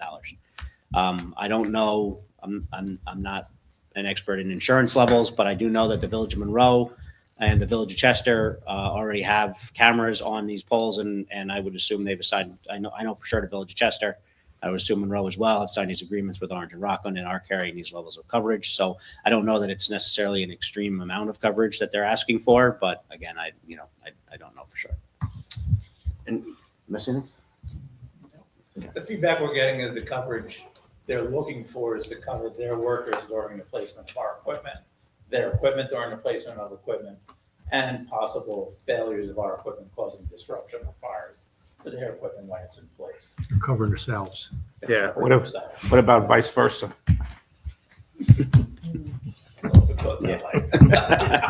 So Just wanted to they- ask the question. So are they named as an additionally insured? Is that the way the policy is going to be? I thought I saw an email that said that we had the coverage needed, or is there an additional cost for us for that coverage? I'm not sure. That's why I brought it up today. Neil, you hadn't, or was it Neil or Linda? I was corresponding with the insurance company. They quoted an additional premium of $10,606 to increase the liability to $7 million, I guess, per, and 14 million total. So there is an additional expense for that. I reread the grant announcement and requirements to see if it was possible, it would be possible to possibly use the grant for that, and I do not think that that is going to be possible. Specifically just because it's increasing insurance, the insurance for the town in general, so it's not necessarily just specific to this project. Right. But also, you know, we are required to maintain incidentals and things like that, and I think that would probably be covered in that way. So I don't think we can use the equipment grant to cover any portion So of if we're this. gonna do our own insurance. ambulance, we can get insurance for $3,000, but we put something on a utility pole that goes to 10,000. 10,000, yeah, it's like Quite crazy. interesting. And the insurance market right now is absolute insanity. Yes, I know. They're trying to make up the money they lost. I know that the cameras, I think, are going to be a positive thing for Chester. I think they were an integral part of catching that carjacker a couple weeks ago, because those cameras were used to locate or to at least find out the direction that this person went in. So it helped in being able to find them. We had a demo camera up last year in the hamlet of Sugarloaf. We did it for only a short period of time. We did use it to identify and locate a vehicle that was involved in a reckless driving road rage complaint in the village of Chester that had subsequently was last seen on Kings Highway. And more importantly, it was also used to identify a vehicle that was involved in a robbery, an overnight robbery of a gas station in the village of Warwick on Colonial Avenue. There's a lot of positive things, You know, for these cameras. Yeah, I concur. I think it's worthwhile. It helps the police department do their job. It's another tool. So I think it's worthwhile. Neil, where's the 10,000 coming from? Got in your back pocket there, Neil? Okay. I Can have. we allocate from our fund balance right now, or do we want to wait to see if there are other lines that we can use? I think there's about 6,000 left in the line, so we probably appropriate about $5,000 or $6,000 of fund balance. Should we do that tonight, or do you want to wait? Well, with that, just a question. I mean, I'm on board with it, but by the time we get them installed, do we have to have the insurance up front or after the cameras are installed? Yeah, Because we have to We show have- that we have we to- have. we have to have the In insurance to place. show it. Yeah, Okay. that's the purpose. I thought maybe it would be prorated where, Right. Yeah, they're not Okay. going to do the work without the certificate. all right. Now, is Orange and Rockland actually putting them in, or we pay somebody to put them in? We're buying them through a vendor who uses an outside contractor who works hand in hand with Orange and Okay, Rockland. the same thing that happened in the We're village. using the town contracted electrician to do the drop downs on the wire. Okay. It's quite a problem. Same thing the village did. It's- Yes, basically. exact same. That, and it's similar to if you've ever bought the LED conversion, it's the same thing, same Yeah. idea. Because you have to buy part of the pole. but those costs are all luckily covered by the Yeah. by the grant. Right. Yeah. So the So- 50,000 It's just the covers- insurance, covers it's the extra. cameras now. This is our hiccup to deal with, so, but thank you very much for the information. Yeah. We'll do the best we can to get this done for you. Thank you. Thanks, guys. Chief, when Chief, when the board passes this, I'm signing the form that you sent me on Friday.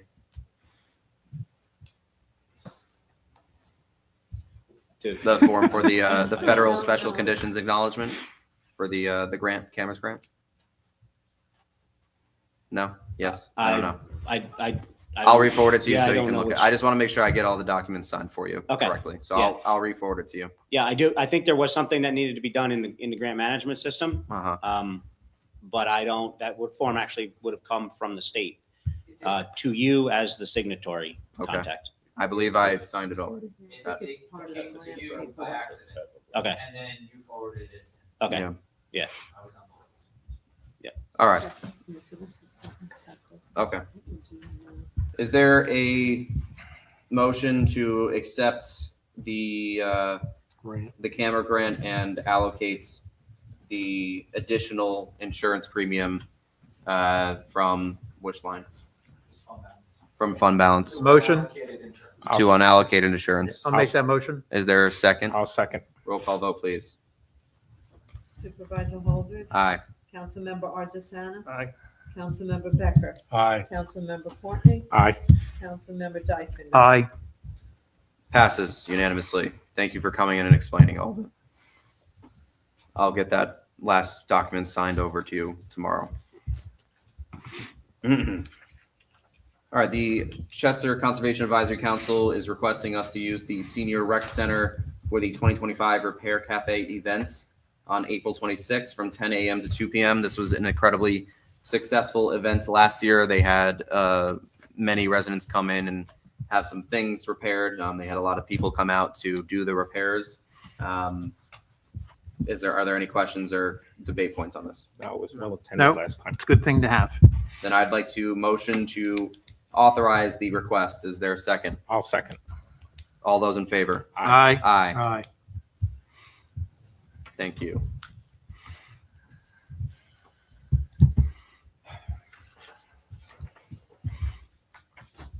Michael Ragone provided a irrevocable letter of retirement that I believe was given out to everybody. As of the above dates, which is March 1st, 2025, Michael Ragone, I am providing the Town of Chester Town Board notice that I will be resigning from my position as mechanic for the Town of Chester Highway Department due to retirement. My final day of work will be September 2nd, 2025. I'm aware that this date is final and this letter is irrevocable. If you need any other information, please feel free to contact me. Is there a motion to accept the retirement letter from Mike. Mr. McGrone? Yeah, I'll make the motion. Second. All those in favor? Aye. Aye. Good luck, Mike. Thank you for your service, Mike. Happy to have you on for the next 6 months, and we'll probably thank you again in September.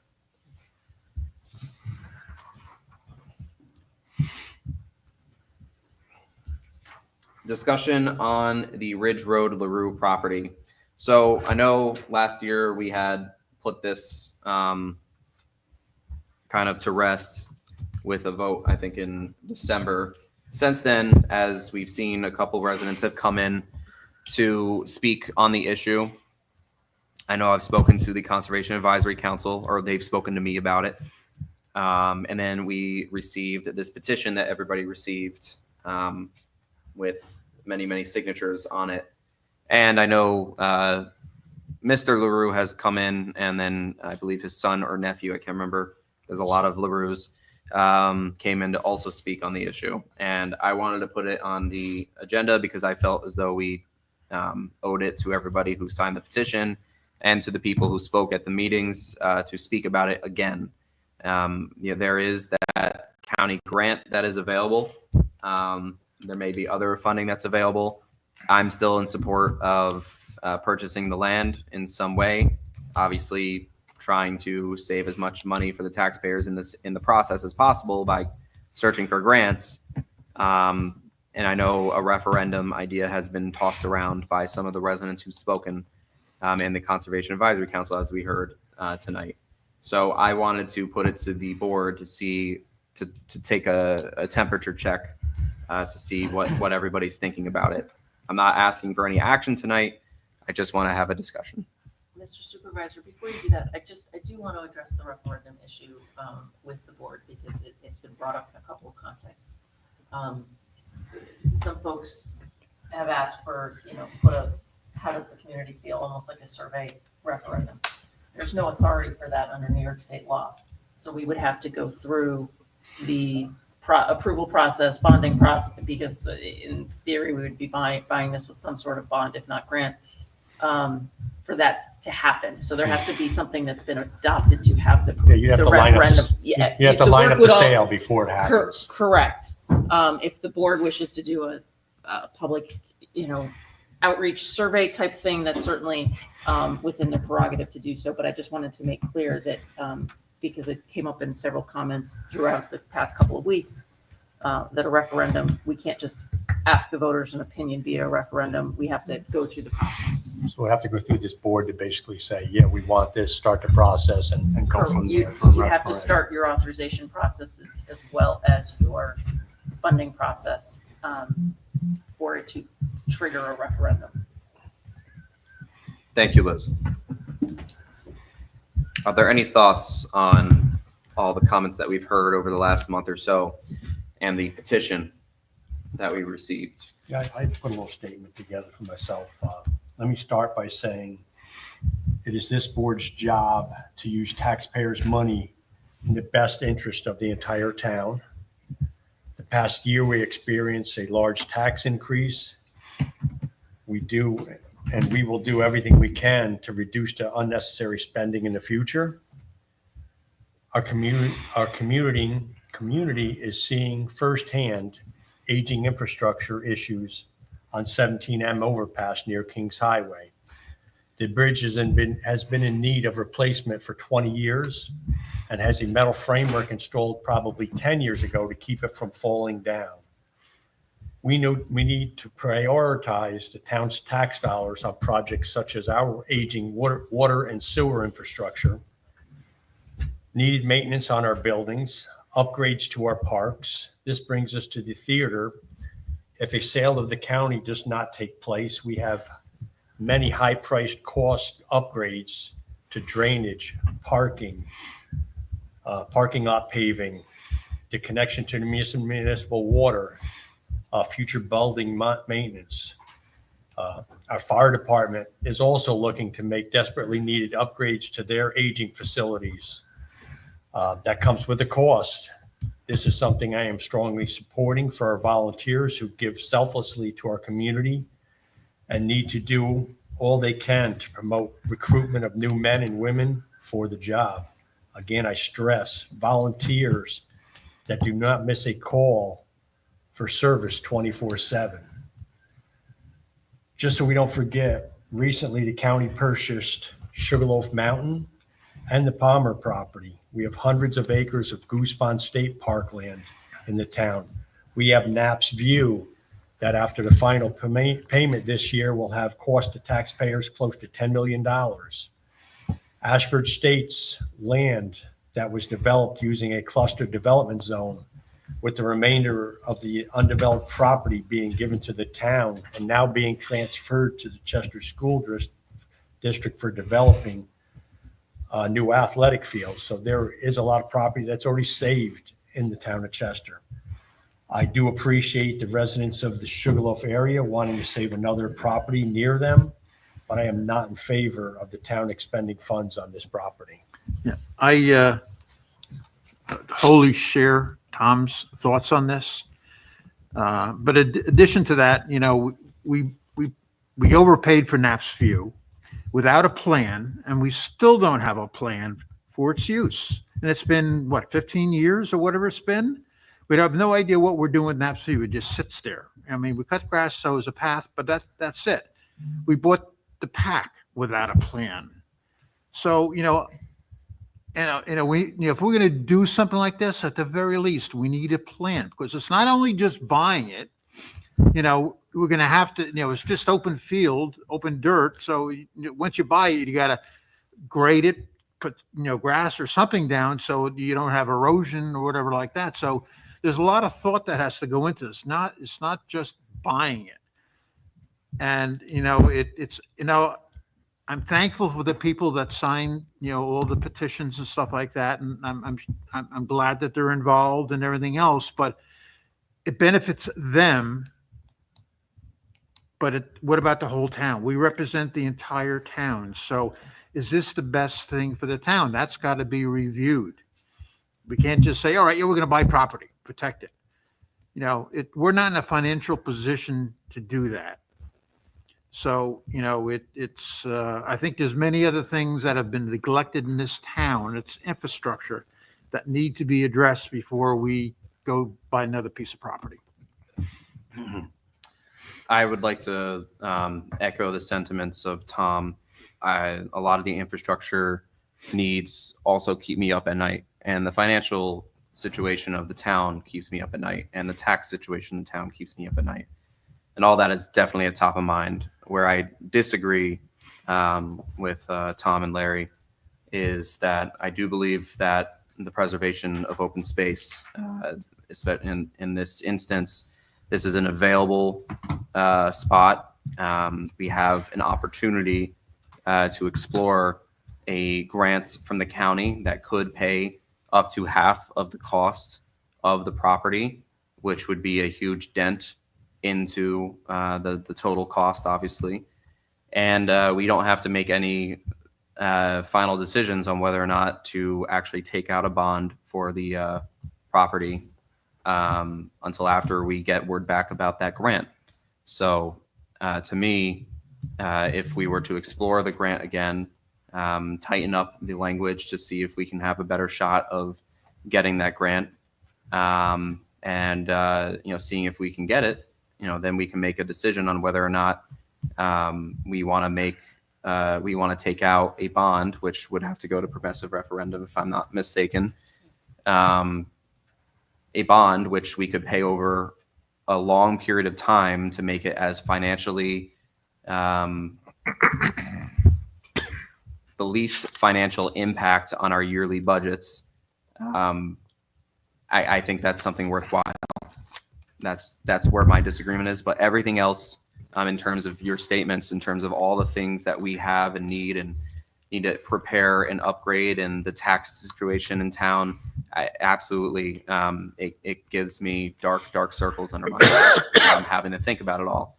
But I remember running for office. I remember hearing from the constituents and the residents, and I know preservation of land is something that's on everyone's mind, and they'd like to see us step in that direction. And I think this petition also speaks to that a little bit.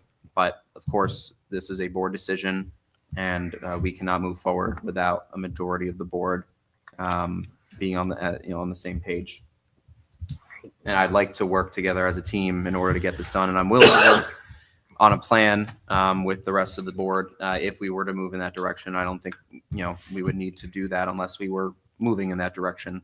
And to be frank, unless we were to get this grant, I think without a grant like the one the county is providing, I don't think I would be in favor of the purchase as much as I am with the possibility of getting that grant, because of all those financial issues.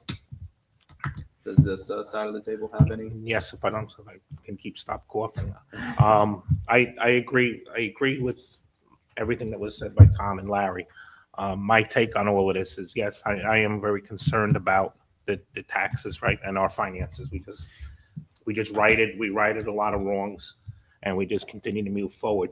My concern when we say preserving open space, okay, now my understanding of the definition is we're going to buy the development rights. So like our neighbors in Warwick, they bought a lot of the development rights.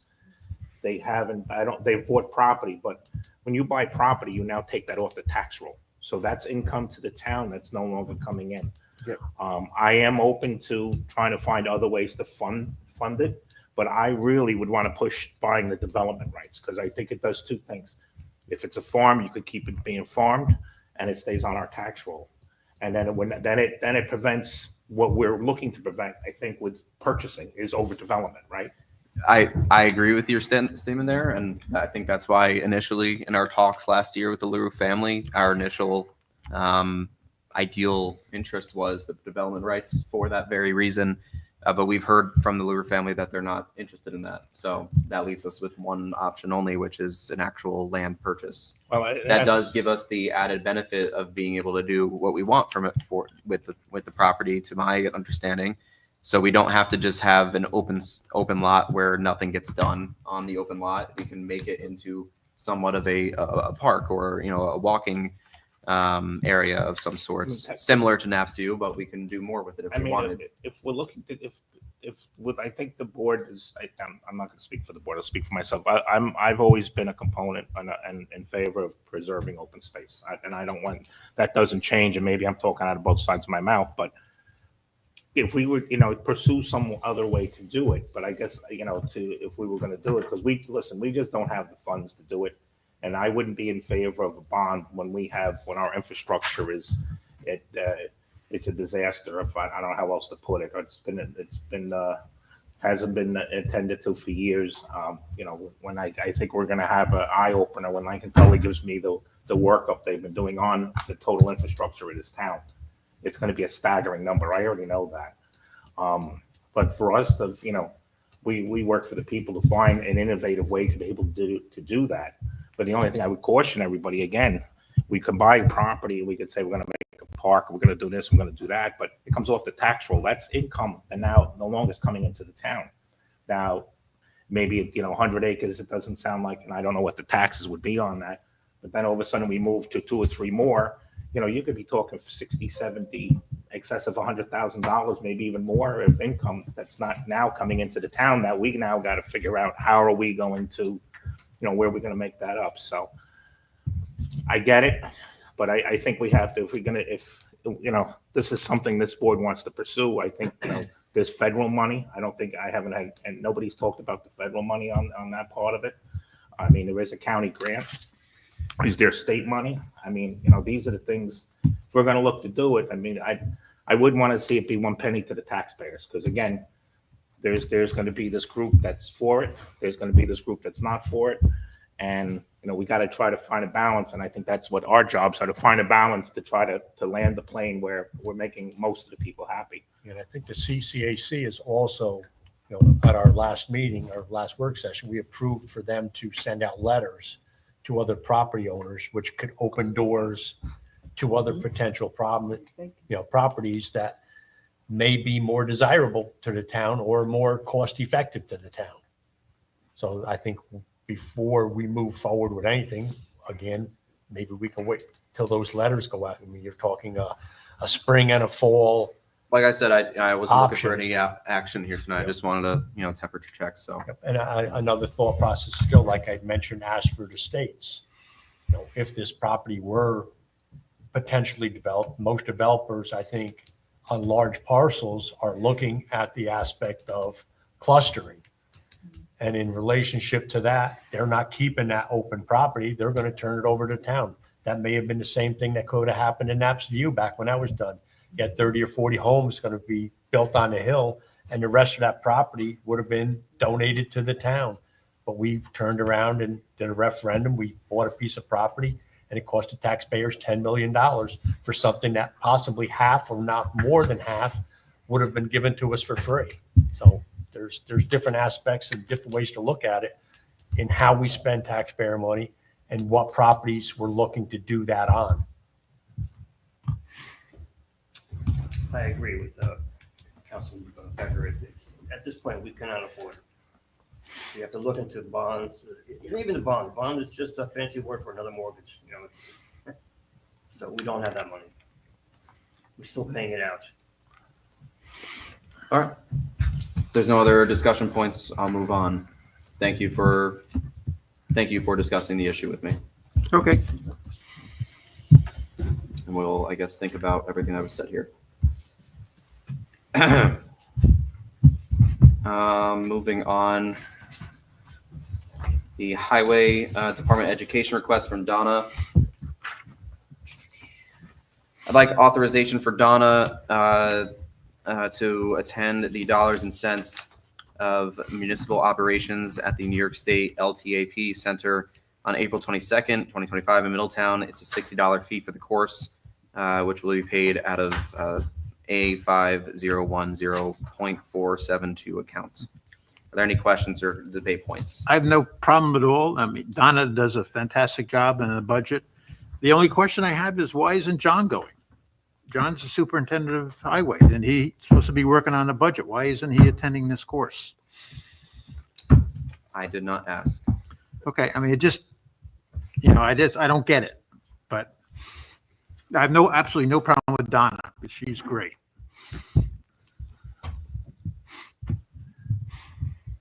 All right. Are there any other comments or debate points? No. No. Is there a motion to accept the request? Motion? Is there a second? Second. All those in favor? Aye. Aye.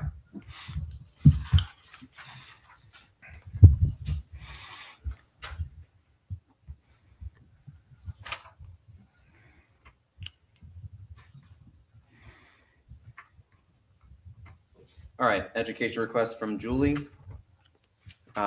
She's requesting permission to attend the New York State Retirement System Employer Education Seminar offered on Friday, April 4th from 9 a.m. to 3:30 p.m. to be held in the town of Poughkeepsie.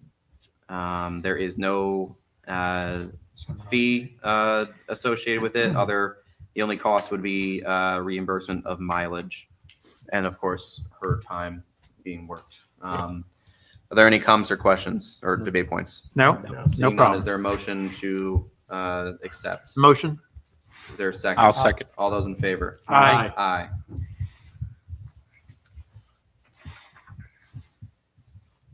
All right, nonprofit use at the Chester Senior Rec Center. Does somebody else want to take this? Michelle? Yes. Would you like to address the board about this real quick? Sure. Some nonprofit. Do you want to step up to the mic so people can hear? And we need your address, your name. Who are you? First child, Second child. I have had some nonprofit use requests for the senior center. Presently, nonprofits do use the senior center for meetings lasting no longer than maybe an hour and a half, 2 hours.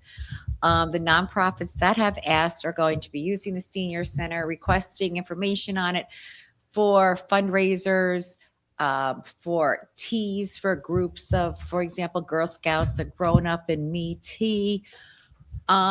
These are costs that are involved. It's lights, it's cleaning, it's a whole number of things. And if you're using it, and maybe I'm looking at it wrong, but we have to come across with a clear policy straight from the beginning before we start renting out the facility. It's not rising to the occasion of an advisory board or anything like that. I feel if we nip it in the bud right now, as it is. My proposal to the board was that the nonprofits that are going to be using it for events and fundraisers pay a 50% resident fee, which would be $250 to rent the facility and including the cleanup fee. That's what I had proposed to the board. And a deposit of some sort, or no? Just a $250 use fee and a cleanup fee. A security deposit, we hold that presently until the building is done, but these would be nonprofits only use, and they have to show proof that they exist in the town of Chester. And they'd have to, a liability insurance. Yes, yes. And then have we, with that $250, do we figure in the cost of an employee or being there to open and close the doors, or somebody to be there while somebody's in the building? We've spoken about somebody to be there while somebody is in the building, and that rises to A liability issue. a liability issue. What's written clearly in our thing is that police can go in at any time, the building inspector can go in at any time, a town official or a town employee within that Right. department can go in. Well, that's who I mean, a town. If I have a non-for-profit, I'm holding, I don't know, I'm doing whatever there. The town employee's got to be there. Not the whole No, time. not Because the that whole would time. be- That would, then we would have a little bit more liability than we otherwise would with an employee being there. An employee can visit when they need to, if necessary, but for them to be there the whole time, it would increase our liability if in the case of anything happening. Am I looking at this wrong, or is that backwards? So it's kind of like this, I'll use an analogy. You've got a lake where it says swim at your own risk, there's no lifeguard, versus you Gotcha. station a lifeguard there. It's the same analogy. Maybe we could do that with the poles, with the cameras for the police department. But that's why, because you You assume the liability. you assume the liability. So your recommendation is that we only accept Chester-based nonprofits? Nonprofits, yes. Mhm. Because they're, For they're, that it- cost. yes. If somebody else wanted to come, they could pay. A normal cost. That would be up to the board to discuss. I mean, because if I feel that if we do that, then we may be having more nonprofits come in, increased use of the building, More revenue. Well, we could start off, damage. maybe perhaps we can start off with that policy that Chester-based nonprofits can get it at 250 and non-Chester-based can get it at 500, and then we can Or see how, 600 if they're non-based, because it's a non-resident fee is 600 is the rental fee. then sure. Then we could do that, and then we can see how that goes, and if we think that that's not feasible, then we can increase it at a different date. Yeah, And sounds I would good. just my only tweak to the proposal is so that you're not putting Michelle in a position of guessing. They have to provide the 501c3 status. Yes. Yes. Yes. So Yeah. that's what we're gonna call a nonprofit. That makes sense. Right. Is everybody on board with that, more or less? Yes. Yeah, Is there a motion to institute the fee schedule for nonprofit use at the Senior Rec Center, Chester-based 501c3s at $250, and non-Chester-based at $600? I thought we were going to do the non-Chester based after a year. We were going to go back into that. Did I miss that? Why wait a Were we year? going to do that right away? The Well, you were non-Chester looking based? for that information right away so that 'cause Okay. you have people coming, so. Okay, that's- so I that's the just idea lost behind that pushing in it. the- We can always edit it at another date. so Okay. There's nothing stopping us But from to doing this. Get you something in place so you have guidance. Yes, that's the most important thing because there is a nonprofit that wants to use it for 2 events coming up. And they're waiting to hear back from the board's decision. And I can't tell you that you may not hear back from them requesting reduction in that, or, you know, we didn't On a do this in the case-by-case basis, past, the Same so. thing we do with the PAC. Mhm. I mean, it all depends on the circumstance and if you're a person looking for that opening. Right. So there's to a address motion on your the question, floor. I'll make a motion. And Sorry, who made the motion? I did. Thank you. And I'll second it. Mhm. I'll rescind my motion. There's a question over by Larry. No, I was going to make an emotion. You asked for a Oh, motion. sorry. so- Well, I had made the original Make the motion, but I rescinded it. Did you have a comment? No, I seconded it. Okay, Then well. you rescinded it. So I'm going to motion to institute a senior rec center fee schedule for nonprofit use.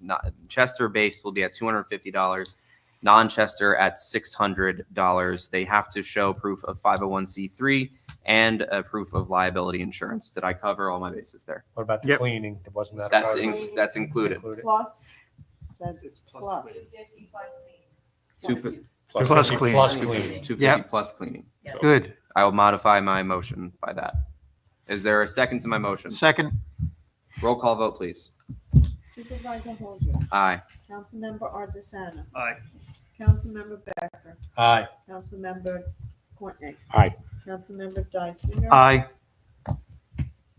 Passes unanimously. No problem. All right. We have a list of hopefully final budget modifications for 2024. As I said, we're in the closing hours of the year end. The three proposed town budget modifications will be for judgments and claims at the amount of $700, garbage, MTA, payroll tax in the amount of $20, and then MTA payroll tax, which is in the amount of $50. Are there any comments or questions on this? No.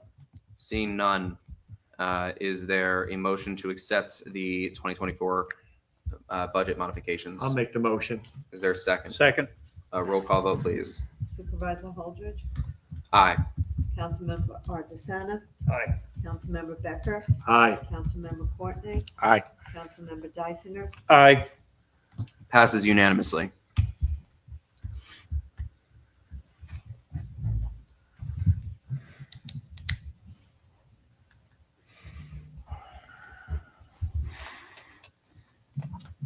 All right. I put this on because I feel it necessary that we start to have regular work sessions. The board may disagree with me. We might not be able to find an actual date for it, but I wanted to have a discussion on this. We have a lot of town business, as you can, I think, as the public and this board can see, we are a very productive board, more so than I believe we have been in the past. Judging by the length of our agendas. A lot of work goes into, and the minutes, yes, sorry. Yes, that gets lost in translation a lot of the time, and I want to thank the town clerk for all of her work on the minutes. A lot of work goes into making all this happen, and a lot of behind the scenes work goes into making all this happen. But I think it'd be helpful to myself and the town board to always be closer to on the same page if we were to have regular scheduled work sessions. It doesn't mean that we always have to have a work session on that date, but I would like to have a time and date set aside in the case that if we need one, we can have it. Because I feel as though the work sessions that we've started to have last year and this year have also been very helpful and productive to the business of this town board. So what say everyone up here? Would you be proposing these as afternoons because you've had the complaints in reference to these being at 1 o'clock in the afternoons? And it is my advice to this board, when we're going to do a work session, as much as you like to have public comment, save it for the end of the meeting, because the last work session we had, we accomplished, or prior to that, we accomplished 0. Yeah, because it Because went there too were long. discrepancies with public comment that took our work session over and basically shut down and left Yeah, I without, mean- without accomplishing it. Well, The that- intent of the work session, to me, my Is view work. is that it's for the board to talk about things. Not you know, public comment. So we Right. needed those people to comment on that issue. I But was, they had already, I they had already understand. given comments. We had the same exact comments we had before, and it just got into a fest of I was under the disagreement. I was under the impression that we were going to get different comments that night. Unfortunately, Yeah. we did not. I was hopeful that we were working our way to that point throughout that night or throughout that day. I was mistaken. That won't be happening again. I do believe that it's within our right to have a work session at any point of the day. It's for the town boards. The only requirement for a work session, which is it's still a meeting, you still need to keep minutes. They don't have to be verbatim minutes, but they should reflect discussions held. But it has to be open to the public. You do not have to provide public comment. Statutorily, the only time you have to have a public comment is on a public hearing. So even though this board offers public comment, and as many boards do, it's not required. So, I think a work session needs to be a work session. Right. and often a work session too, you would not be sitting at the dais, you'd be pulling tables together and you'd be sitting at around, I call it a round table, but Yeah. square Right. table. Which is fine. I agree. And you're working things out. Absolutely. Yep. So I believe to be most productive, and obviously I'm a big believer in public comment, even when we don't need to have it. As the public has seen, I have had only one public comment section on my work session agendas at the end of the work session agenda. So the board can get their work done and then take public comment into consideration, even though it's been advised to me that I don't need to have the public comment on there.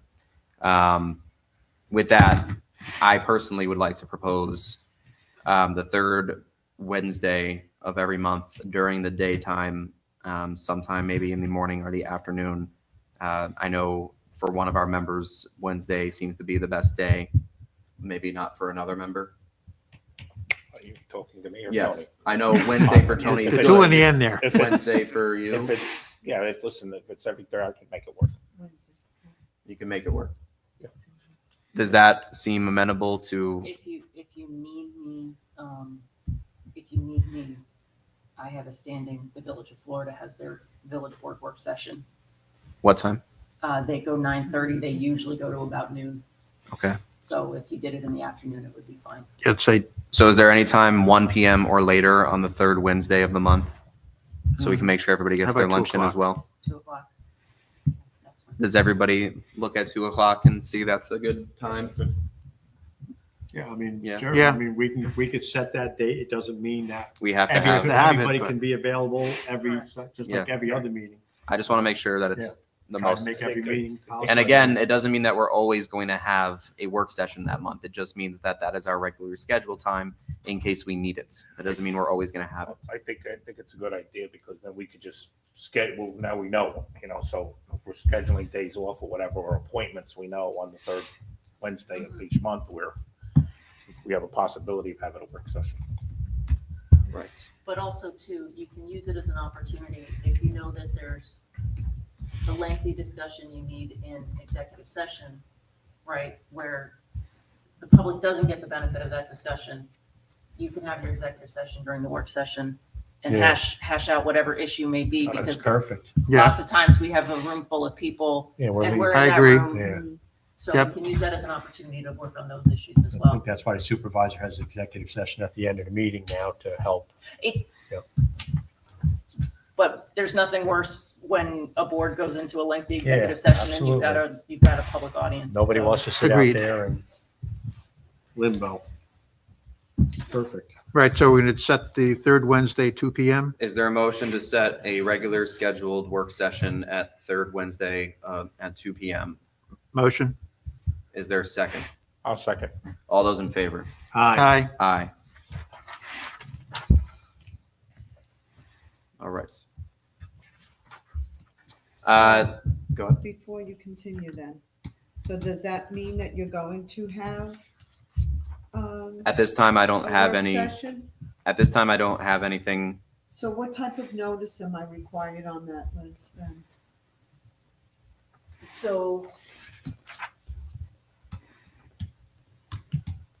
what you can, I'll coordinate with you on the notice, but next year when we go into reorg, you can put it as a work session and list it as needed and be listed on your regular meeting schedule that gets published at the beginning of the year. But I'll coordinate with you, Linda. And as just like regular town board meetings, if you have something that you want added to a draft agenda, have it to me by Friday. And then by Monday, I'll decide, on a final agenda, if there's anything to be on that agenda, and you guys will all get it out. And you'll all have it by the afternoon on Monday. So you know if there will be a meeting or not. Just like our regular board meetings. And of course, that will be posted. An agenda will be posted for the public.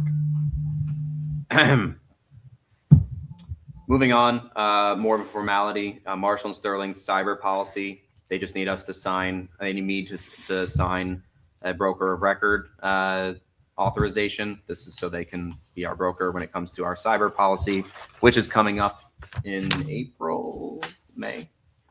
Yeah, I think it's May. I said June, but it doesn't.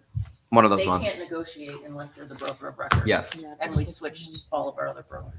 Yes. So we've been switching everything from Reese to Marshall and Sterling as time has gone on. So this is just another formality. Are there any questions or comments on this? No, we're good. No. Is there a motion to authorize me to sign the broker of record form? Motion. Is there a second? I'll second. All those in favor? Aye. Aye. Okay, the facilities use agreement with Reimagined Productions. I'd like to thank Liz for her hard work on this, as well as I believe Waltz, and then possibly some others.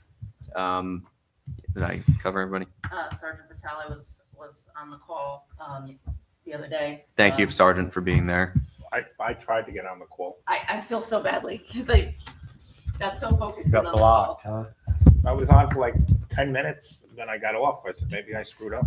And I guess in 11 minutes, everyone came on. They probably got the notice to go on 11 after. You should have texted. You should have called me. I was would've gonna, got- then I seen on the thing at the invitation, only you and I checked it. So I said, well, maybe everyone wasn't able to do it. And No worries. You had previously authorized by resolution the use of the PAC Center for, you authorized the sum and the time.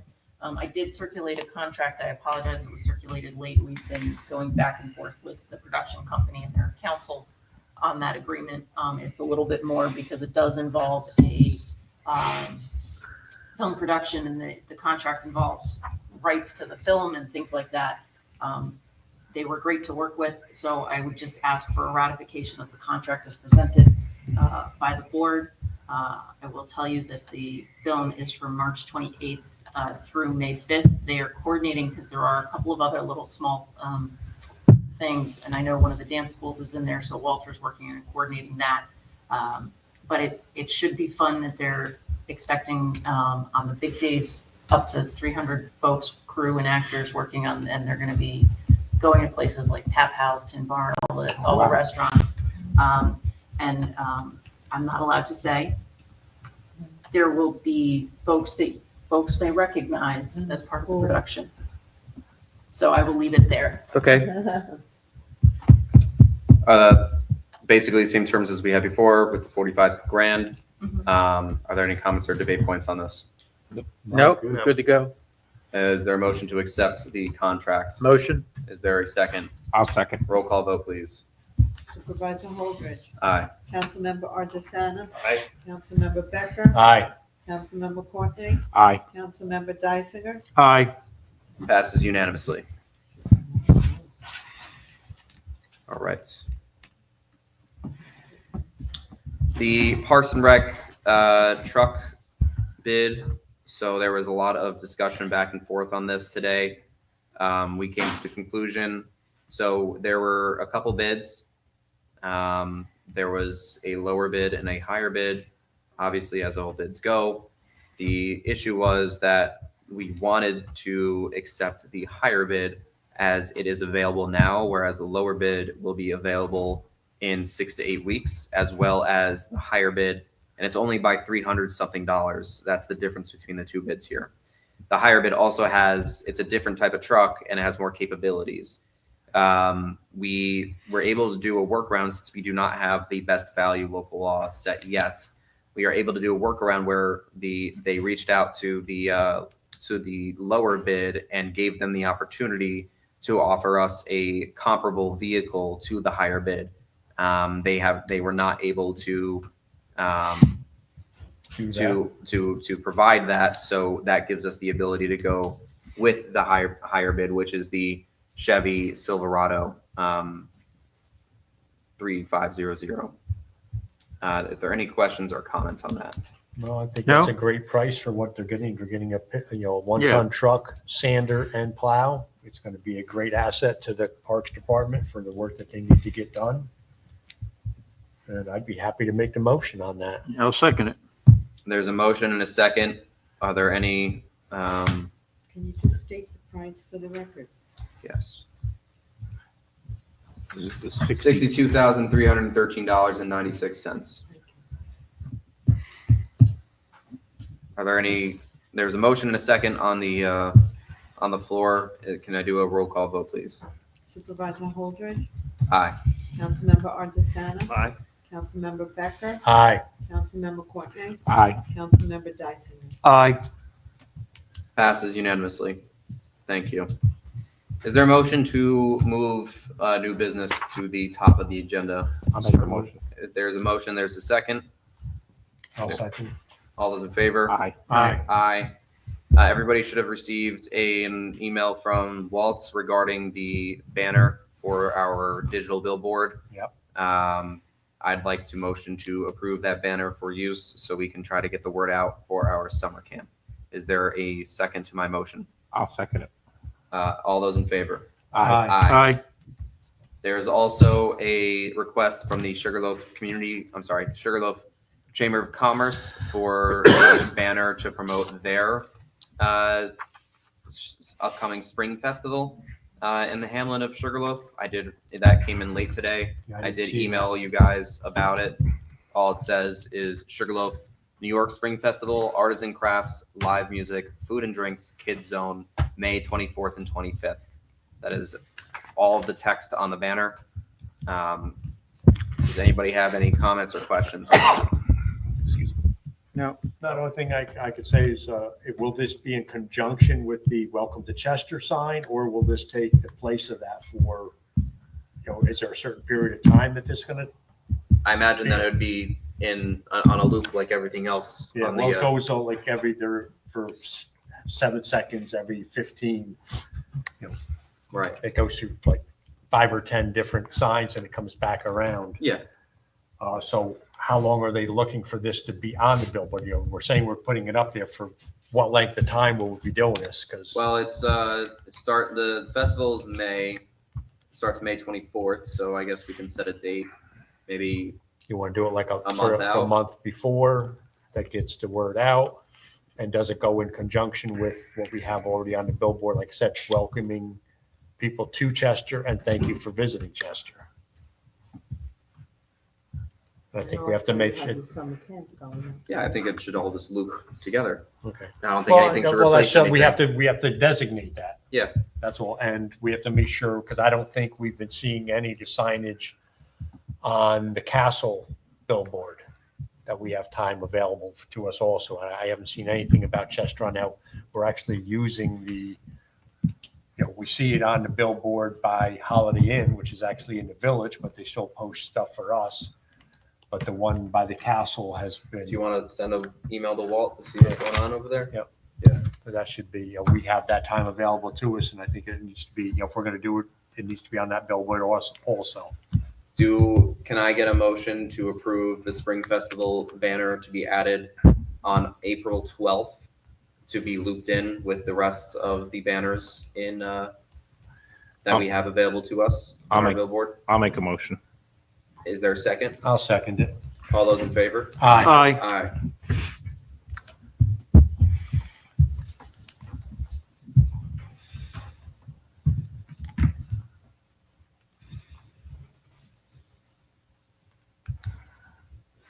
There's gonna be no, action from executive session, so would everybody be opposed to having public comment read now? No, that's Not fine. make them If wait. anybody has public comment, we can do it Is now. there a motion Yes, make a to motion. do move it public to the top comment. of the agenda? I'll make the motion. Is there a second? I'll second. All those in favor? Aye. Aye. Michelle's got something. Let's do the online first. Online. Yeah. Lydia Quadro. A few years ago, I was able to get discounted commuter pay certificates from the Warwick Valley Humane Society for the Animal Rights Alliance Terra. At the time in 2015, the cost for a certificate was $20. Residents of Chester should contact the Warwick Valley Humane Society. That program was subsidized by the town of Chester. Yes, that's still happening. I have Maureen Berry, thanks for your support for the Sugarloaf Community Foundation. We are definitely going forward. And Ed Mullins, sidewalk tax district, question mark. Will there also be a hump tax?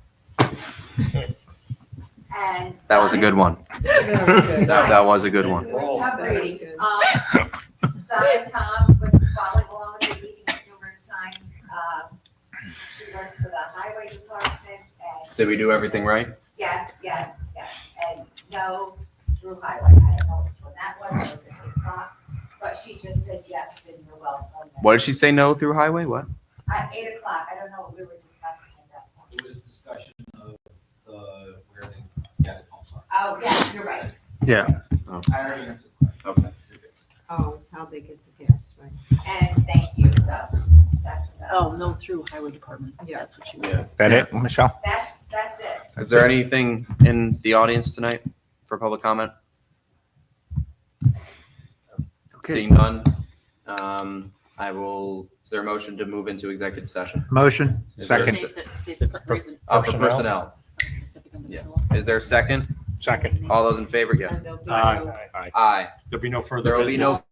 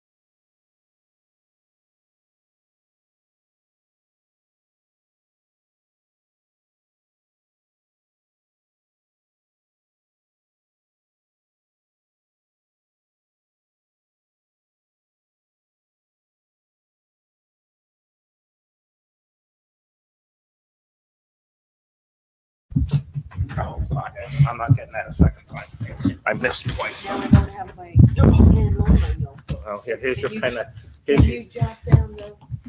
Here, you got it. your one, please? Is there a motion to come out of executive session? Motion? Is there a second? Second. All those in favor? Aye. Aye, we are now out of executive session. Michelle, were there any additional public comments?